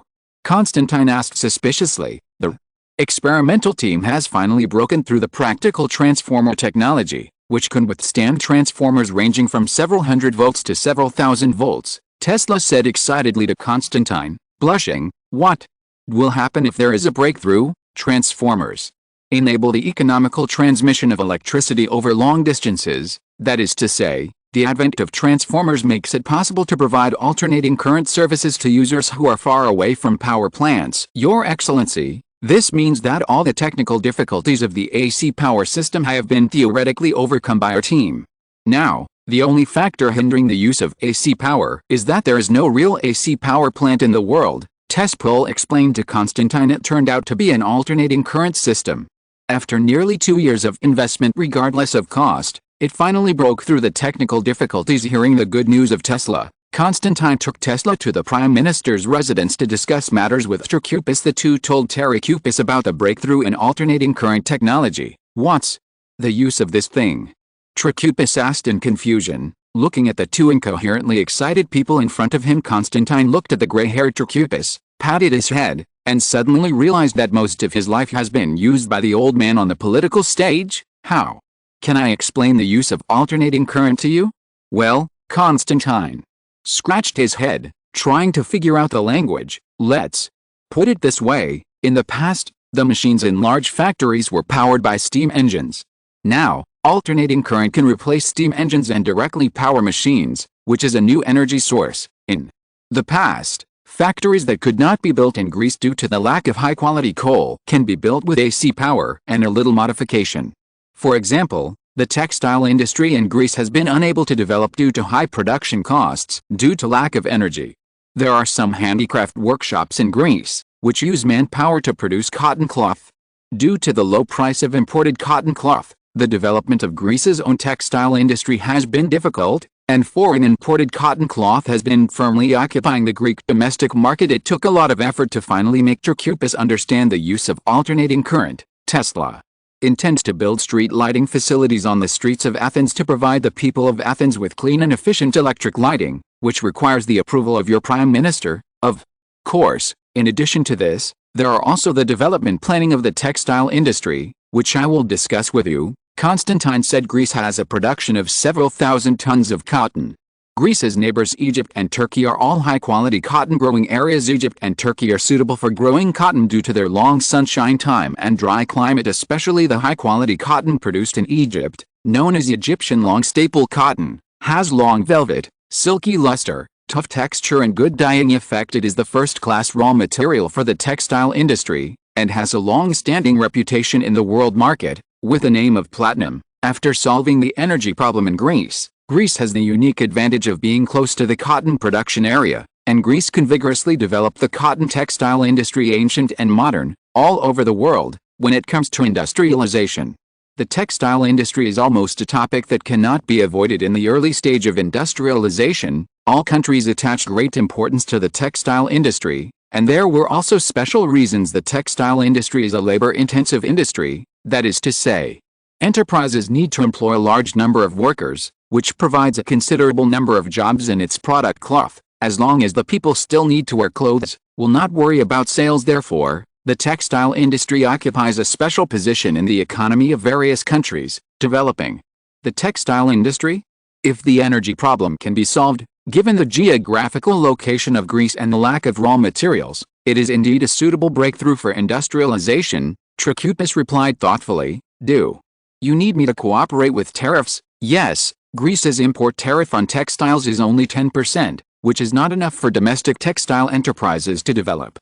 It is necessary to increase the tariff on textiles, and at the same time reduce the import tax on raw cotton to reduce the production cost of enterprises. If you want to develop the textile industry and you want to build a textile factory, I have a friend who wants to introduce you, said Trikoupis. Trikoupis has been in Greek politics for 20 to 30 years, and he naturally knew a lot of Greek businessmen. www.uxiaspit.com. Constantine came to discuss this matter with Trikoupis, meaning to ask for help. Conspiracies, a Greek who lived in Alexandria, Egypt, Trikoupis said, since the fall of Eastern Rome, the Greeks have played an important role in the domestic commerce of Ottoman Turkey, which also makes it possible to have Greek settlements in important commercial cities or ports in various territories that originally belonged to Ottoman Turkey. It seems that this Constantinople is one of them. Is there anything special about him? He deserves to be introduced to me by the Prime Minister himself, Constantine asked curiously. The import and export of cotton in Egypt has always been controlled by the Constantinople family and some other Greek families. In fact, the Greeks in Alexandria also controlled the production of cigarettes, the production of cement, soap, wine, and the production and manufacture of paper. Waiting for the industry, Trikoupis said in a tone of admiration, "That's a group of powerful Greek businessmen. Cotton in Egypt has always been purchased by these Greeks and handed over in Alexandria. These people have dominated Egypt's cotton import and export trade for a long time." You said just now that you had the idea of setting up a textile factory, and I thought of this person. Saying this, Trikoupis looked at Constantine. "If Your Excellency the Duke can cooperate with him, it will definitely be twice the result with half the effort. I think a shareholder with a large amount of cotton production will be of great benefit to the development of the textile industry in Greece. After all, that means a steady source of raw materials," explains Trikoupis. A group of Greek businessmen living in Egypt have been engaged in the trade of raw cotton. Now there is an opportunity to expand to the downstream cotton industry, and these big Greek businessmen will definitely be interested. Chapter 71, The Difficulty of Industrialization. How difficult is it for a country to complete its industrialization? Before 1914, there were only a few countries qualified to talk about industrialization: Britain, the United States, France, Germany, Japan, Russia, and Italy. Even in the 21st century, there are still a few familiar faces who have the confidence to say that they have completed industrialization. The order of their strengths may be changed.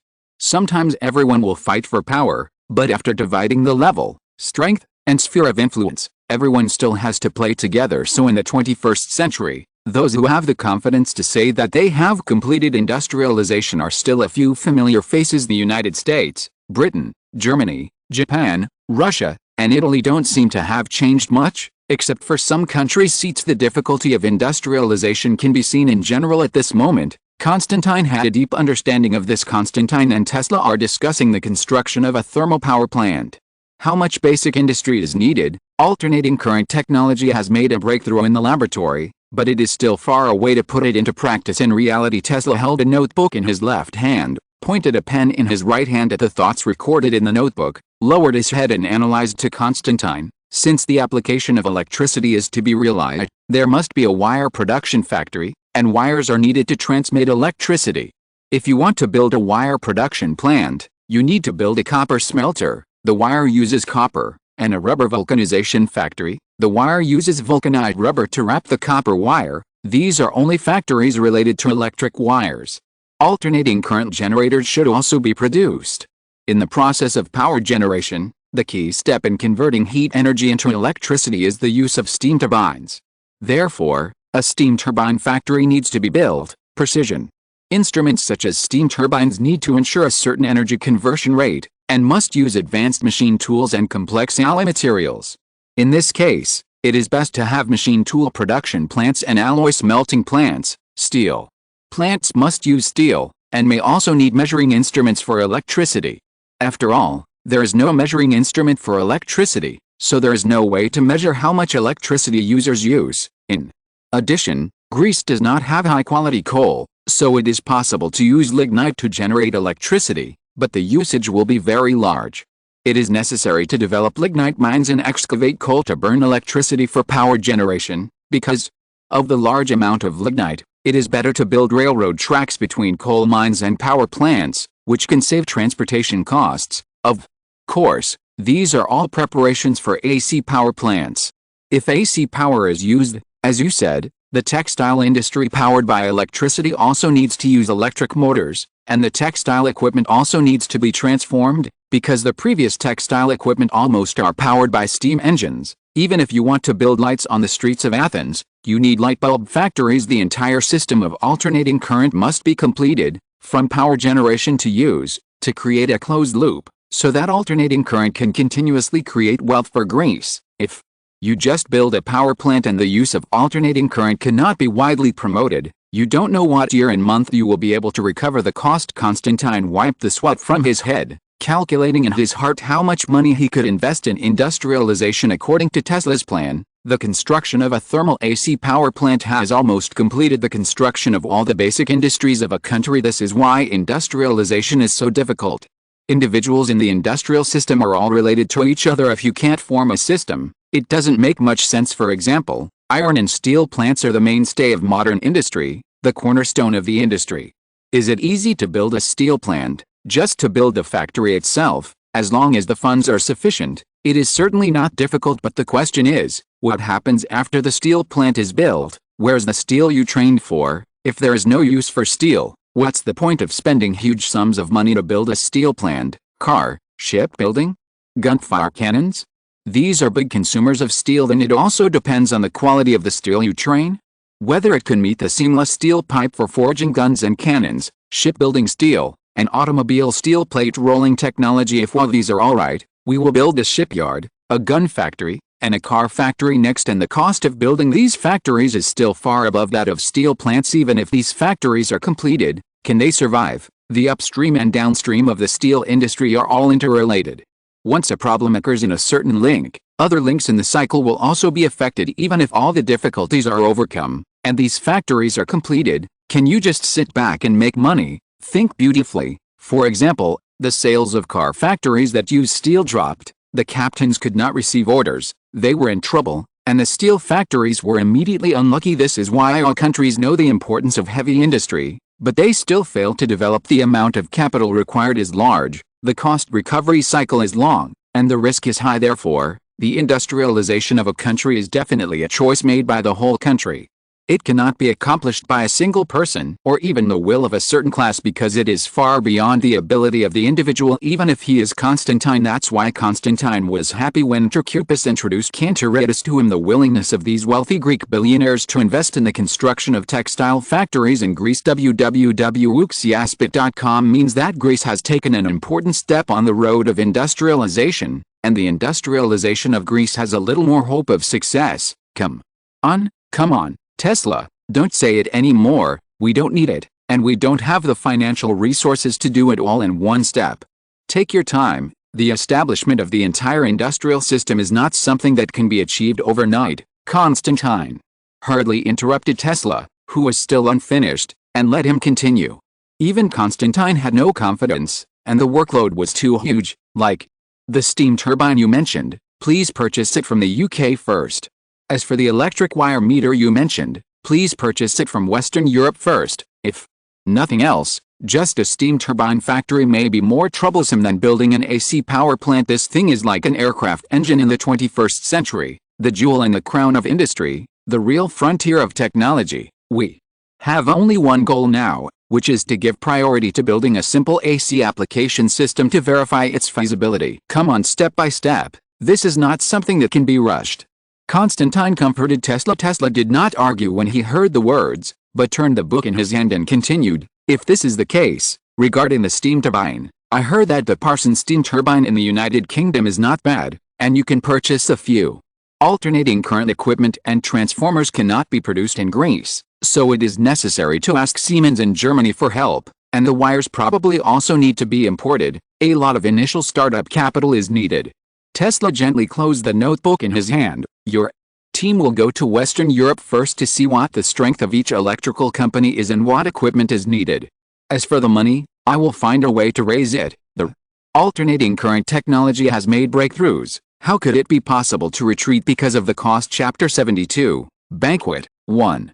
After 4 months of busy work, with the help of the British Parsons steam turbine and the German Siemens company, a small AC power plant was finally built in the middle of Greece and the port of Piraeus in order to promote the application of electricity and set an example. The Tatoi Palace of the Greek royal family directly became the first user of alternating current in Greece. After everything was ready, Constantine hurried back to the Tatoi Palace. I saw Crown Princess Sophie standing in the courtyard, instructing the servants to clean up the garden. Constantine stood in a corner of the courtyard and waved to Sophie. Seeing Constantine's gesture, Sophie quickly stepped forward. What's the matter? Constantine. Sophie, tomorrow night, as the Crown Princess of Greece, I hope you can organize a grand banquet to announce your identity as the mistress of the Tatoi Palace to all Greeks. And secondly, I need this banquet. Contact the Greek business elite. Constantine said. Since the two got married and returned to Athens, King George and his wife moved to the royal palace opposite Syntagma Square in Athens and live there for a long time. Right now, there are only 2 people living in Tatoi Palace, which is very deserted. What about the banquet? It has to be carefully prepared. But Constantine, this is my first time hosting a banquet. What should I do if something goes wrong? Sophie looked at Constantine pitifully and asked for help. I'll ask Butler Cape to assist you. Don't worry, Butler Cape is an old man in the family. He is familiar with the whole process of the banquet. If you don't understand anything, you can ask him. Constantine pointed. But a few days ago, the engineers who came to the house were arranging the wires and installing the crystal lamps. What did they do? Could you tell me about it, so that I can also have a preparation, so that I don't go out at the banquet? Something went wrong. Sophie's worried tone continued. That's the real protagonist of the banquet. Let me tell you in advance that the banquet will be boring, helpless. Crown Princess Sophie had no choice but to carry out the preparations for the banquet with the help of Butler Cape. With the help of the mystery, the first is an exquisite invitation letter. In order to express sincerity, it needs to be written by Crown Princess Sophie. Next is the preparation of ingredients for various banquets. To prepare a Greek-style banquet, you need to use many materials that are rich in Greece, such as olives. At 6 o'clock in the afternoon the next day, the lights in the Tatoi Palace were brilliant, and luxury carriages continued to enter the manor. The hostess, Sophie, took the arm of the male host, Constantine, and stood in front of the reception room, cordially receiving the guests. After getting off the carriage with his wife, Coster Bloom, under the guidance of the servant, came to the reception room and greeted them warmly. After kissing and salute, he said respectfully, "Nice to meet you, Her Royal Highness Crown Princess Sophie." As the general manager of the Greek Congo head office, in order to develop the business of the Greek Congo head office, Castabro traveled to Congo for nearly 2 years and finally returned to Europe. Castabro, you are not the same as before, Constantine greeted. Indeed, after a year of training as the general manager, Castablo is obviously much more shrewd and capable. Of course, his skin has also been tanned a little by the scorching sun in Africa. Seeing that the last guest had already entered, Constantine waved to Tesla in the distance. How is it? There won't be any accidents, right? If the live demonstration at the meeting breaks down, it will be embarrassing in the public. Constantine did not shy away from Sophie's presence, and asked Tesla, "It has been demonstrated 3 times, and it is normal every time. From a probability point of view, it is unlikely that there will be a problem." "Don't worry," Tesla comforted. "Okay, bring your female assistant in too," Constantine urged. Strange to say, as the number of dealings with Tesla increased, the two became more and more acquainted. This scientist from a priest family, Tesla's father was a priest, was very eccentric. He obviously has a handsome appearance and a tall stature, But he is not interested in girls, it's just that this time, he couldn't escape Constantine's invitation, so Tesla had no choice but to find a lady in the team to accompany her to tonight's banquet. Seeing that the guests were all seated, the two of Constantine also entered the parlor. The crowd followed behind the crown prince and his wife, and entered the dining room from the reception room. I saw a rectangular dining table in the middle of the spacious and bright dining room. The dining table is covered with white cloth, with bright silver candlesticks, crystal clear goblet, and a white porcelain plate like a bright moon, all laid out neatly. Everyone sat on the high-backed chairs padded with red silk and goose down. After finishing the napkins, Sophie, the hostess, motioned to the servants around her with her eyes. The banquet began. Several male waiters in tuxedos were ordered to pour wine for the guests present. The blood-red wine swayed in the translucent goblet. Alexandros picked up the goblet, took a sip of the red wine, and said, "Unfamiliar taste. It doesn't seem to be French wine." For a long time, France has been the economic and cultural center of Europe. Affected by this, French wine is also well known in Europe. Alexandros, who came from a big Greek family, is very expensive. He is probably accustomed to French red wine and has never tasted Greek wine. In fact, at this time, the Greeks and wealthy people did not look down on the wine made in their own country, and generally bought the red wine from famous French wineries directly. Greece has been under the rule of the Ottoman Empire for a long time, because the YSL religion is against the drinking of the believers, so it is forbidden by the authorities to make wine. You read www.uucan't.com. As a result, the entire wine production fell into trough. The wealthy businessmen in Greece, so they don't look down on their country's wine, and generally feel that they can't be on the table. Hearing someone asked about wine, Sophie, the hostess, answered, "Mr. Alexandros, what an excellent taste. This is Nemea wine." Nemea. It seems to be wine from the Peloponnese, right? Among the guests present, Constantinople had drunk wine made in Greece. Yes, the wine from the Peloponnese Peninsula in southern Greece. I tasted it occasionally and thought it tasted good, so I purchased a batch, stored it in the wine cellar, and shared it with everyone at this banquet. Constantine took over, intending to tell everyone that this was not the wrong wine. Among the people present, only Constantinople had the most contact with Constantine and understood the mind of the Greek prince, so he took over the conversation. Actually, there are some good wines in Greece, which are no worse than those produced by famous French wineries, like Asticco, which is very popular. Asticco white wine is concentrated, fresh and refreshing, with mineral flavors and sea salt aftertaste, and Machifilero wines are fragrant, with aromas of rose and violets, fruity, crisp and refreshing, with balanced acidity and low alcohol levels. Constantine added, in fact, after learning that Greece exported a large number of raisins, Trachupis once asked the royal family to use the special status of the royal family in public occasions, such as banquets, to try to promote the wine produced in Greece, so as to improve the popularity of Greek wine in the eyes of the Greeks' position, and at the same time, it can also reduce the risk that Greece will export raisins as its economic backbone. Chapter 73, Banquet 2. After the banquet, Constantine put down his knife and fork, and said to the full house, "Gentlemen and ladies, take advantage of this banquet to show everyone in novelty." Having said that, he waved to the servants who were accompanying him. Seeing Constantine's actions, everyone who knew it took down several silver candlesticks on the tablecloth. Constantine's actions made the guests very puzzled. They couldn't figure out what Constantine was doing, and they whispered to each other. The light in the dining room dimmed, and people could only see the image blurry by the faint moonlight shining through the window in the dining room. Clap, crack. Two crisp applause clearly passed into the ears of everyone present, and the room suddenly burst into brilliance. I saw the crystal chandelier directly above the dining table. The golden brass skeleton was embedded with colorful crystals. The light emitted drove away the darkness in the dining room and liberated everyone's eyes. This was specially made by Constantine for the Tesla team in France. In fact, a tungsten filament light bulb was placed in the polished crystals of various colors. The light emitted by the light bulb, through the processing of crystal, changes its color, which is magnificent and unusual. Everyone raised their necks and observed this rare item. As a businessman who has been around Europe for a long time, Angel Heath is well informed and rich in experience, and naturally he has seen electric lights in Europe at this time. DC lamps were no longer a rarity. "Your Highness, what's so special about this crystal chandelier?"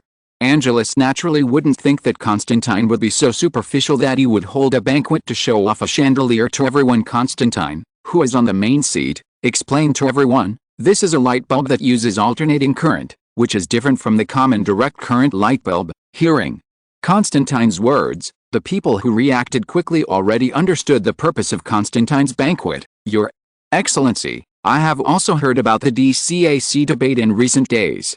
It seems that AC is changing all the time, and it seems to be difficult in application, said Angelus. Hearing the words, Constantine stood up, walked behind Tesla, and introduced to everyone, due to the outstanding work of Mr. Tesla and his team, the current problems in using alternating current have basically been overcome. Seeing Constantine introducing himself to everyone, Tesla hurriedly nodded to everyone. After this episode, the banquet quickly came to an end. After the meal, the guests were divided into two groups. The female companion among the guests, led by Sophie, went to the flower hall to appreciate the gardener brought by Crown Princess Sophie from Germany, the result of her work over the past few months, an English-style garden full of British style. Sophie's grandmother was Queen Victoria of England. Women in the upper class. The topic is probably what kind of perfume is better, the new fashion in Paris, etc. It's all topics that men won't be interested in under the guidance of Constantine. The men came to the parlor, sighing and chatting in the default rule. After the banquet, the men would gather to discuss topics such as economics and politics among the people present at the meeting. No one was stupid enough to believe that the banquet carefully prepared by the Crown Prince and his wife was just for eating and drinking. The Ottoman Empire is getting more and more degenerate.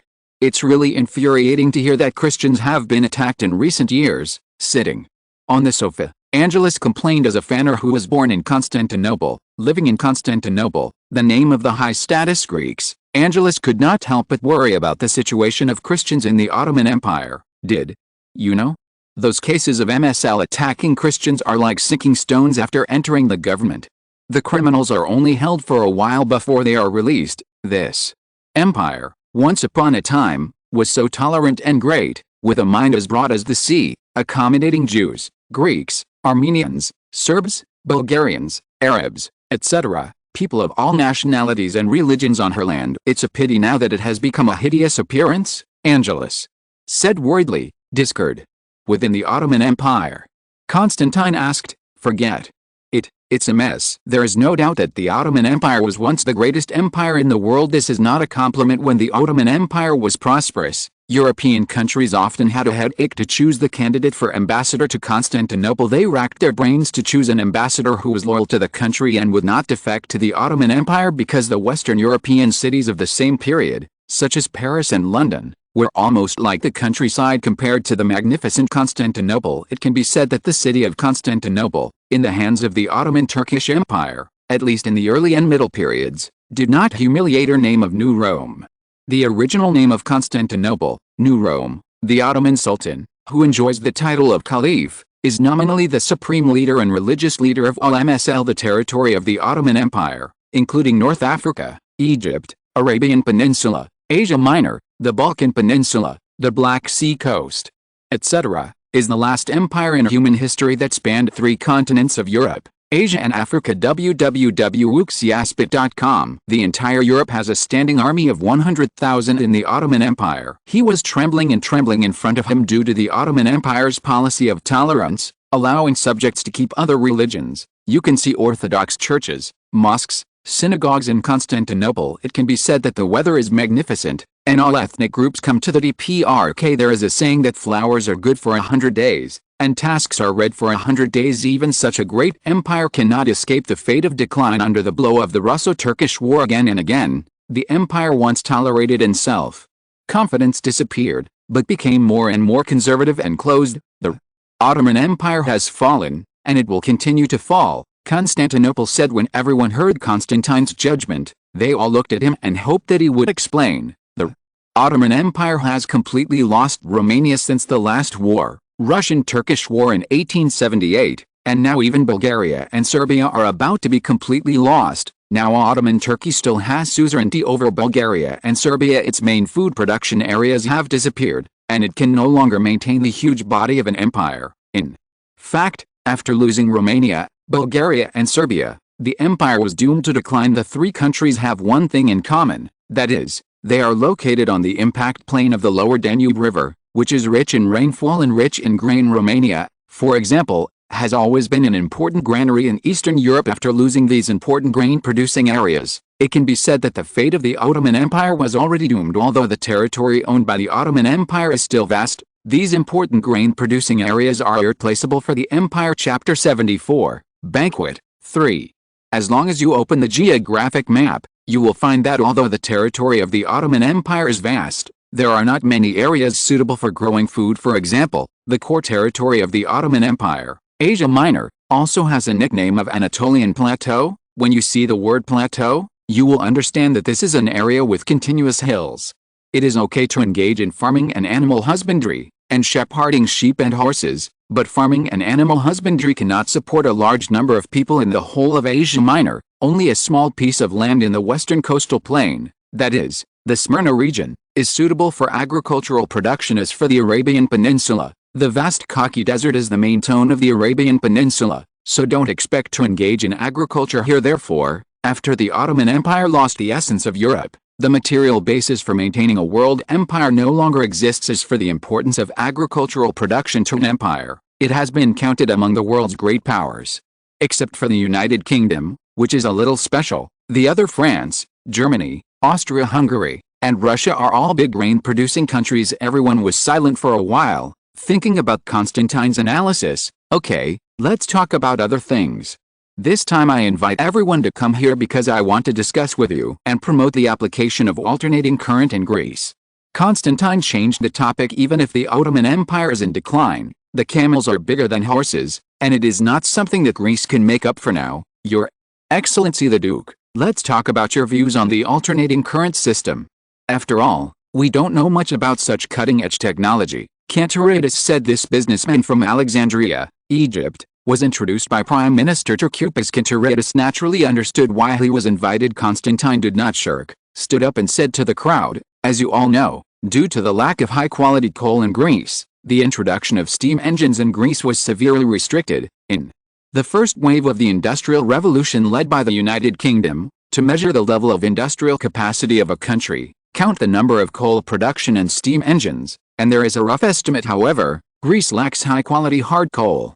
Even if a steam engine is introduced, it has to face the embarrassing situation of no coal available, and the alternating current technology developed by Mr. Tesla can help Greece get rid of this fatal shortcoming. As we all know, although there is no hard coal in Greece, the reserves of lignite are quite abundant. After combustion to generate electricity, there will be no difference in the quality of electricity due to the use of different coals to generate electricity, unlike coal, which is divided into different grades according to quality.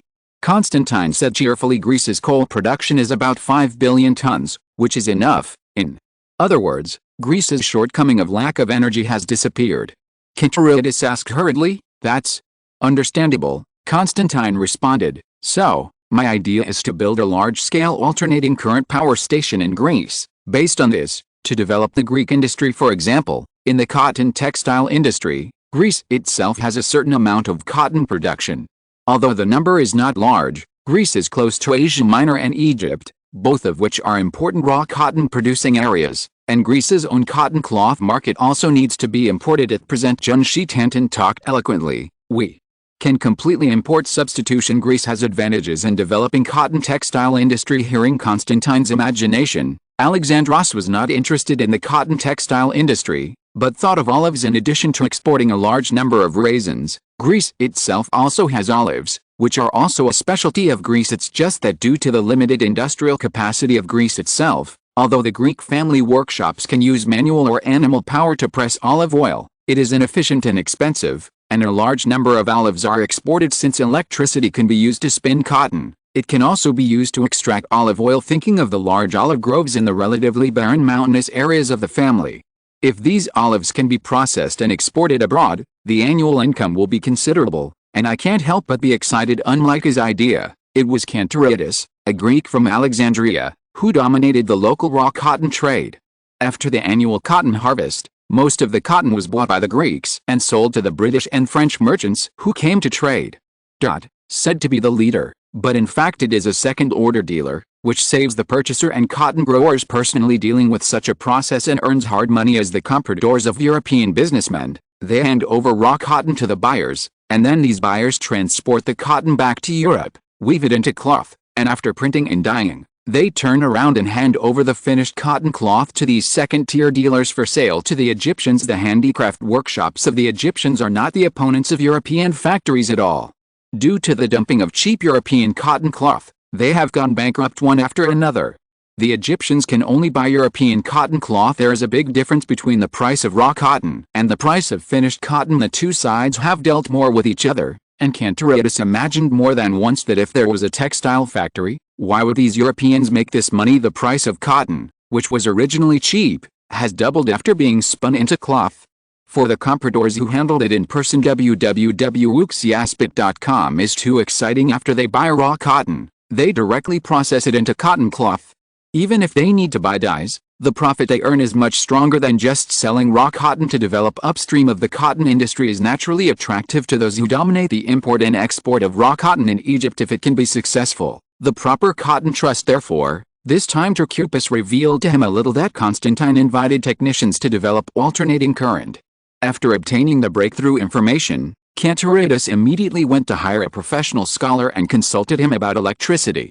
After learning the use of electricity, he couldn't wait to come to the banquet. Therefore, we all make concerted efforts. As long as the cotton mill is established, I personally think it is very promising. In order to stimulate everyone, Constantine struck while the iron was hot and continued to paint a beautiful blueprint for everyone. Besides, everyone also knows that the Congo River Basin is under my control now. There are about 20 million people in the Congo region. If every Congolese buys a piece of clothing, how much cotton does it need? Up to now, this huge market has been completely divided up by several major industrial countries in Europe. If Greek cotton can grab 1/10 of the market, it will be quite impressive. Did you know? Congolese people will snap up the old and used goods that were accumulated in warehouses in Europe before. In fact, what Constantine said was half-truth. The 20 million Congolese people do have a huge consumer market, but the Congo is located near the equator, and the temperature hovers between 25 and 40 degrees all year round. Even if you are naked, the clothes they made of leaves, to block the vital parts, were enough to deal with it. Chapter 75, Negotiate. Your Excellency, Greece builds power stations as basic energy sources and makes full use of one of Greece's few resources, lignite. I agree with this, but I have a question. Why did you choose alternating current instead of direct current? Constantinople revisited. Will such a choice be risky?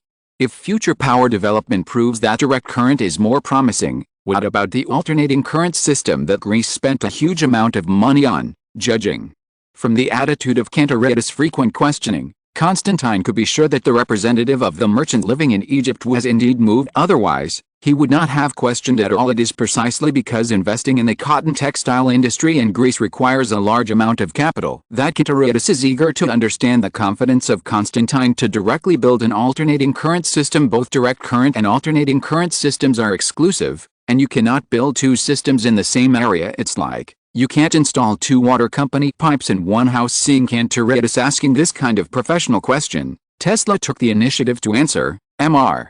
Constantinople, alternating current has obvious advantages over direct current. For example, the problem of long-distance transmission of direct current. Once the transmission distance of direct current exceeds 1 kilometer, the voltage will decline sharply. Therefore, with the current technical means, if you want to use direct current on a large scale, this is an unsolvable problem. Therefore, it must be ensured that there is a DC power station within 1 kilometer around each user. Otherwise, the voltage reduction cannot meet the user's use at all. Moreover, in industrial production, the structure of DC motors is complex and the cost is higher. Alternating current is different.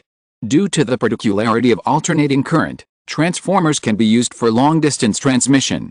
The higher the power, the lower the loss during power transmission. Therefore, the use of alternating current not only frees users from distance restrictions, but also can be transmitted over long distances more economically. Moreover, the AC motor has a simple structure, is easy to manufacture, and is more conducive to mass production and use. Constantinople listened intently to Tesla's explanation, but my friend in New York, USA, said that Edison, the boss of GM, a famous inventor in the United States, is actively promoting the direct current system. When Constantinople inquired about the development of the electric power industry, He heard that the electric power industry in the United States was developing rapidly, so he sent a telegram to a friend who lived in a Greek settlement in New York after the fall of the Eastern Roman Empire. The conditions of Greek and Jewish merchants were very similar. They did business all over the world, and the more prosperous commercial cities basically had Greek settlements. The power system is a system. Since what Constantine wants to build is an alternating current power station, Constantine naturally also purchases textile machines powered by alternating current. Once alternating current proves unsuitable, or direct current is more suitable for large-scale industrial production, he will suffer huge losses. Hearing this, Constantine burst into laughter. He didn't expect the direct current versus alternating current dispute between Tesla and Edison to happen even after Constantine intervened. Compared with Tesla, who is still unknown, Edison, who is famous for his reputation, is indeed much more credible. No wonder Constantine was puzzled. Tesla did not expect that he had already come to Greece to study AC. He was stunned to hear the news of his former boss, Edison, across the vast Atlantic Ocean and the Mediterranean Sea. Actually, Tesla's advantages and disadvantages of direct current and alternating current were just summed up by Tesla when he was working in Mr. Edison's laboratory. Constantine took over, Mr. Tesla worked in Mr. Edison's laboratory before, and before coming to Greece, he has been working on direct current research in Edison's laboratory, so his views are trustworthy. Hearing that Constantine moved out and Edison questioned his move to develop alternating current, Constantine didn't know how to explain it to him for a while. It is also impossible for him to tell Constantine that this is Tesla, a great scientist known to the world in the future, who is trustworthy. The same alternating current will be popular in the world, which has been proved by history. He couldn't say that this job of attracting investment to Greece is not easy to do. Well, Mr. Constantine, if later practice proves that alternating current, compared to direct current, is not suitable for industrial production, then I shall bear the loss arising from your investment in Greece. Constantine had absolute confidence in the alternating current, so he dared to make a promise. When this statement came out, everyone except Tesla was taken aback. They were amazed at Constantine's confidence in alternating current. Hearing that Constantine's attitude was so resolute, Constantine also determined that Constantine was not a young man who was hot-headed for a while, but made a decision after careful consideration. Therefore, he also expressed his attitude and said, "Your Excellency, since this is the case, then on behalf of the Greek merchant group in Alexandria, Egypt, I will make a decision to build a cotton spinning and weaving factory in Greece. It's just that I have a condition. I hope the Greek royal family will also invest a certain amount of money www.wuxiaspit.com to occupy a part of the shares." Constantine looked straight at Constantine. Constantine was stunned when he heard the words, then turned to think and understood Constantine's thoughts. There are two reasons. First, if there is a loss due to the risk of alternating current, the loss will not be borne by his family alone. As for Constantine's so-called damages, this kind of empty promise cannot be fully counted on. As for the second reason, which is more complicated, it is the political support behind the business. Constantine, who started his business as a comprador in Egypt, naturally understands the essence of business when it comes to capitalism and the market economy. The first impression of many people is free and fair competition, the spirit of contract, and so on. This is indeed an aspect of the capitalist market economy, but it is not comprehensive if you just want to make a fortune. It is feasible to rely on the shrewd and excellent management ability of the operator, or the technical ability of the business organization. But if you are not only satisfied with this, and want to become a big international businessman who calls the wind and the rain, it is impossible without a political power platform behind you. For example, the cannons produced by Krupp have been famous at home and abroad since the Franco-Prussian War. The Qing dynasty in Asia knew that Krupp cannons were good, and bought a lot of cannons produced by Krupp. But what you don't know is that Kaiser Wilhelm II was the majority shareholder of Krupp. In addition to Wilhelm II, Krupp also has a group of directors with powerful energy, and they also have a share of the credit behind the Krupp cannon snapped up by the armies of various countries. End of this chapter. Thank you very much for reaching the end. Don't forget to like. Looking for more exclusive content and immediate access? Subscribe to our Patreon. Remember, every like, subscription, or donation encourages us to continue. Thanks to everyone. See you in the next video.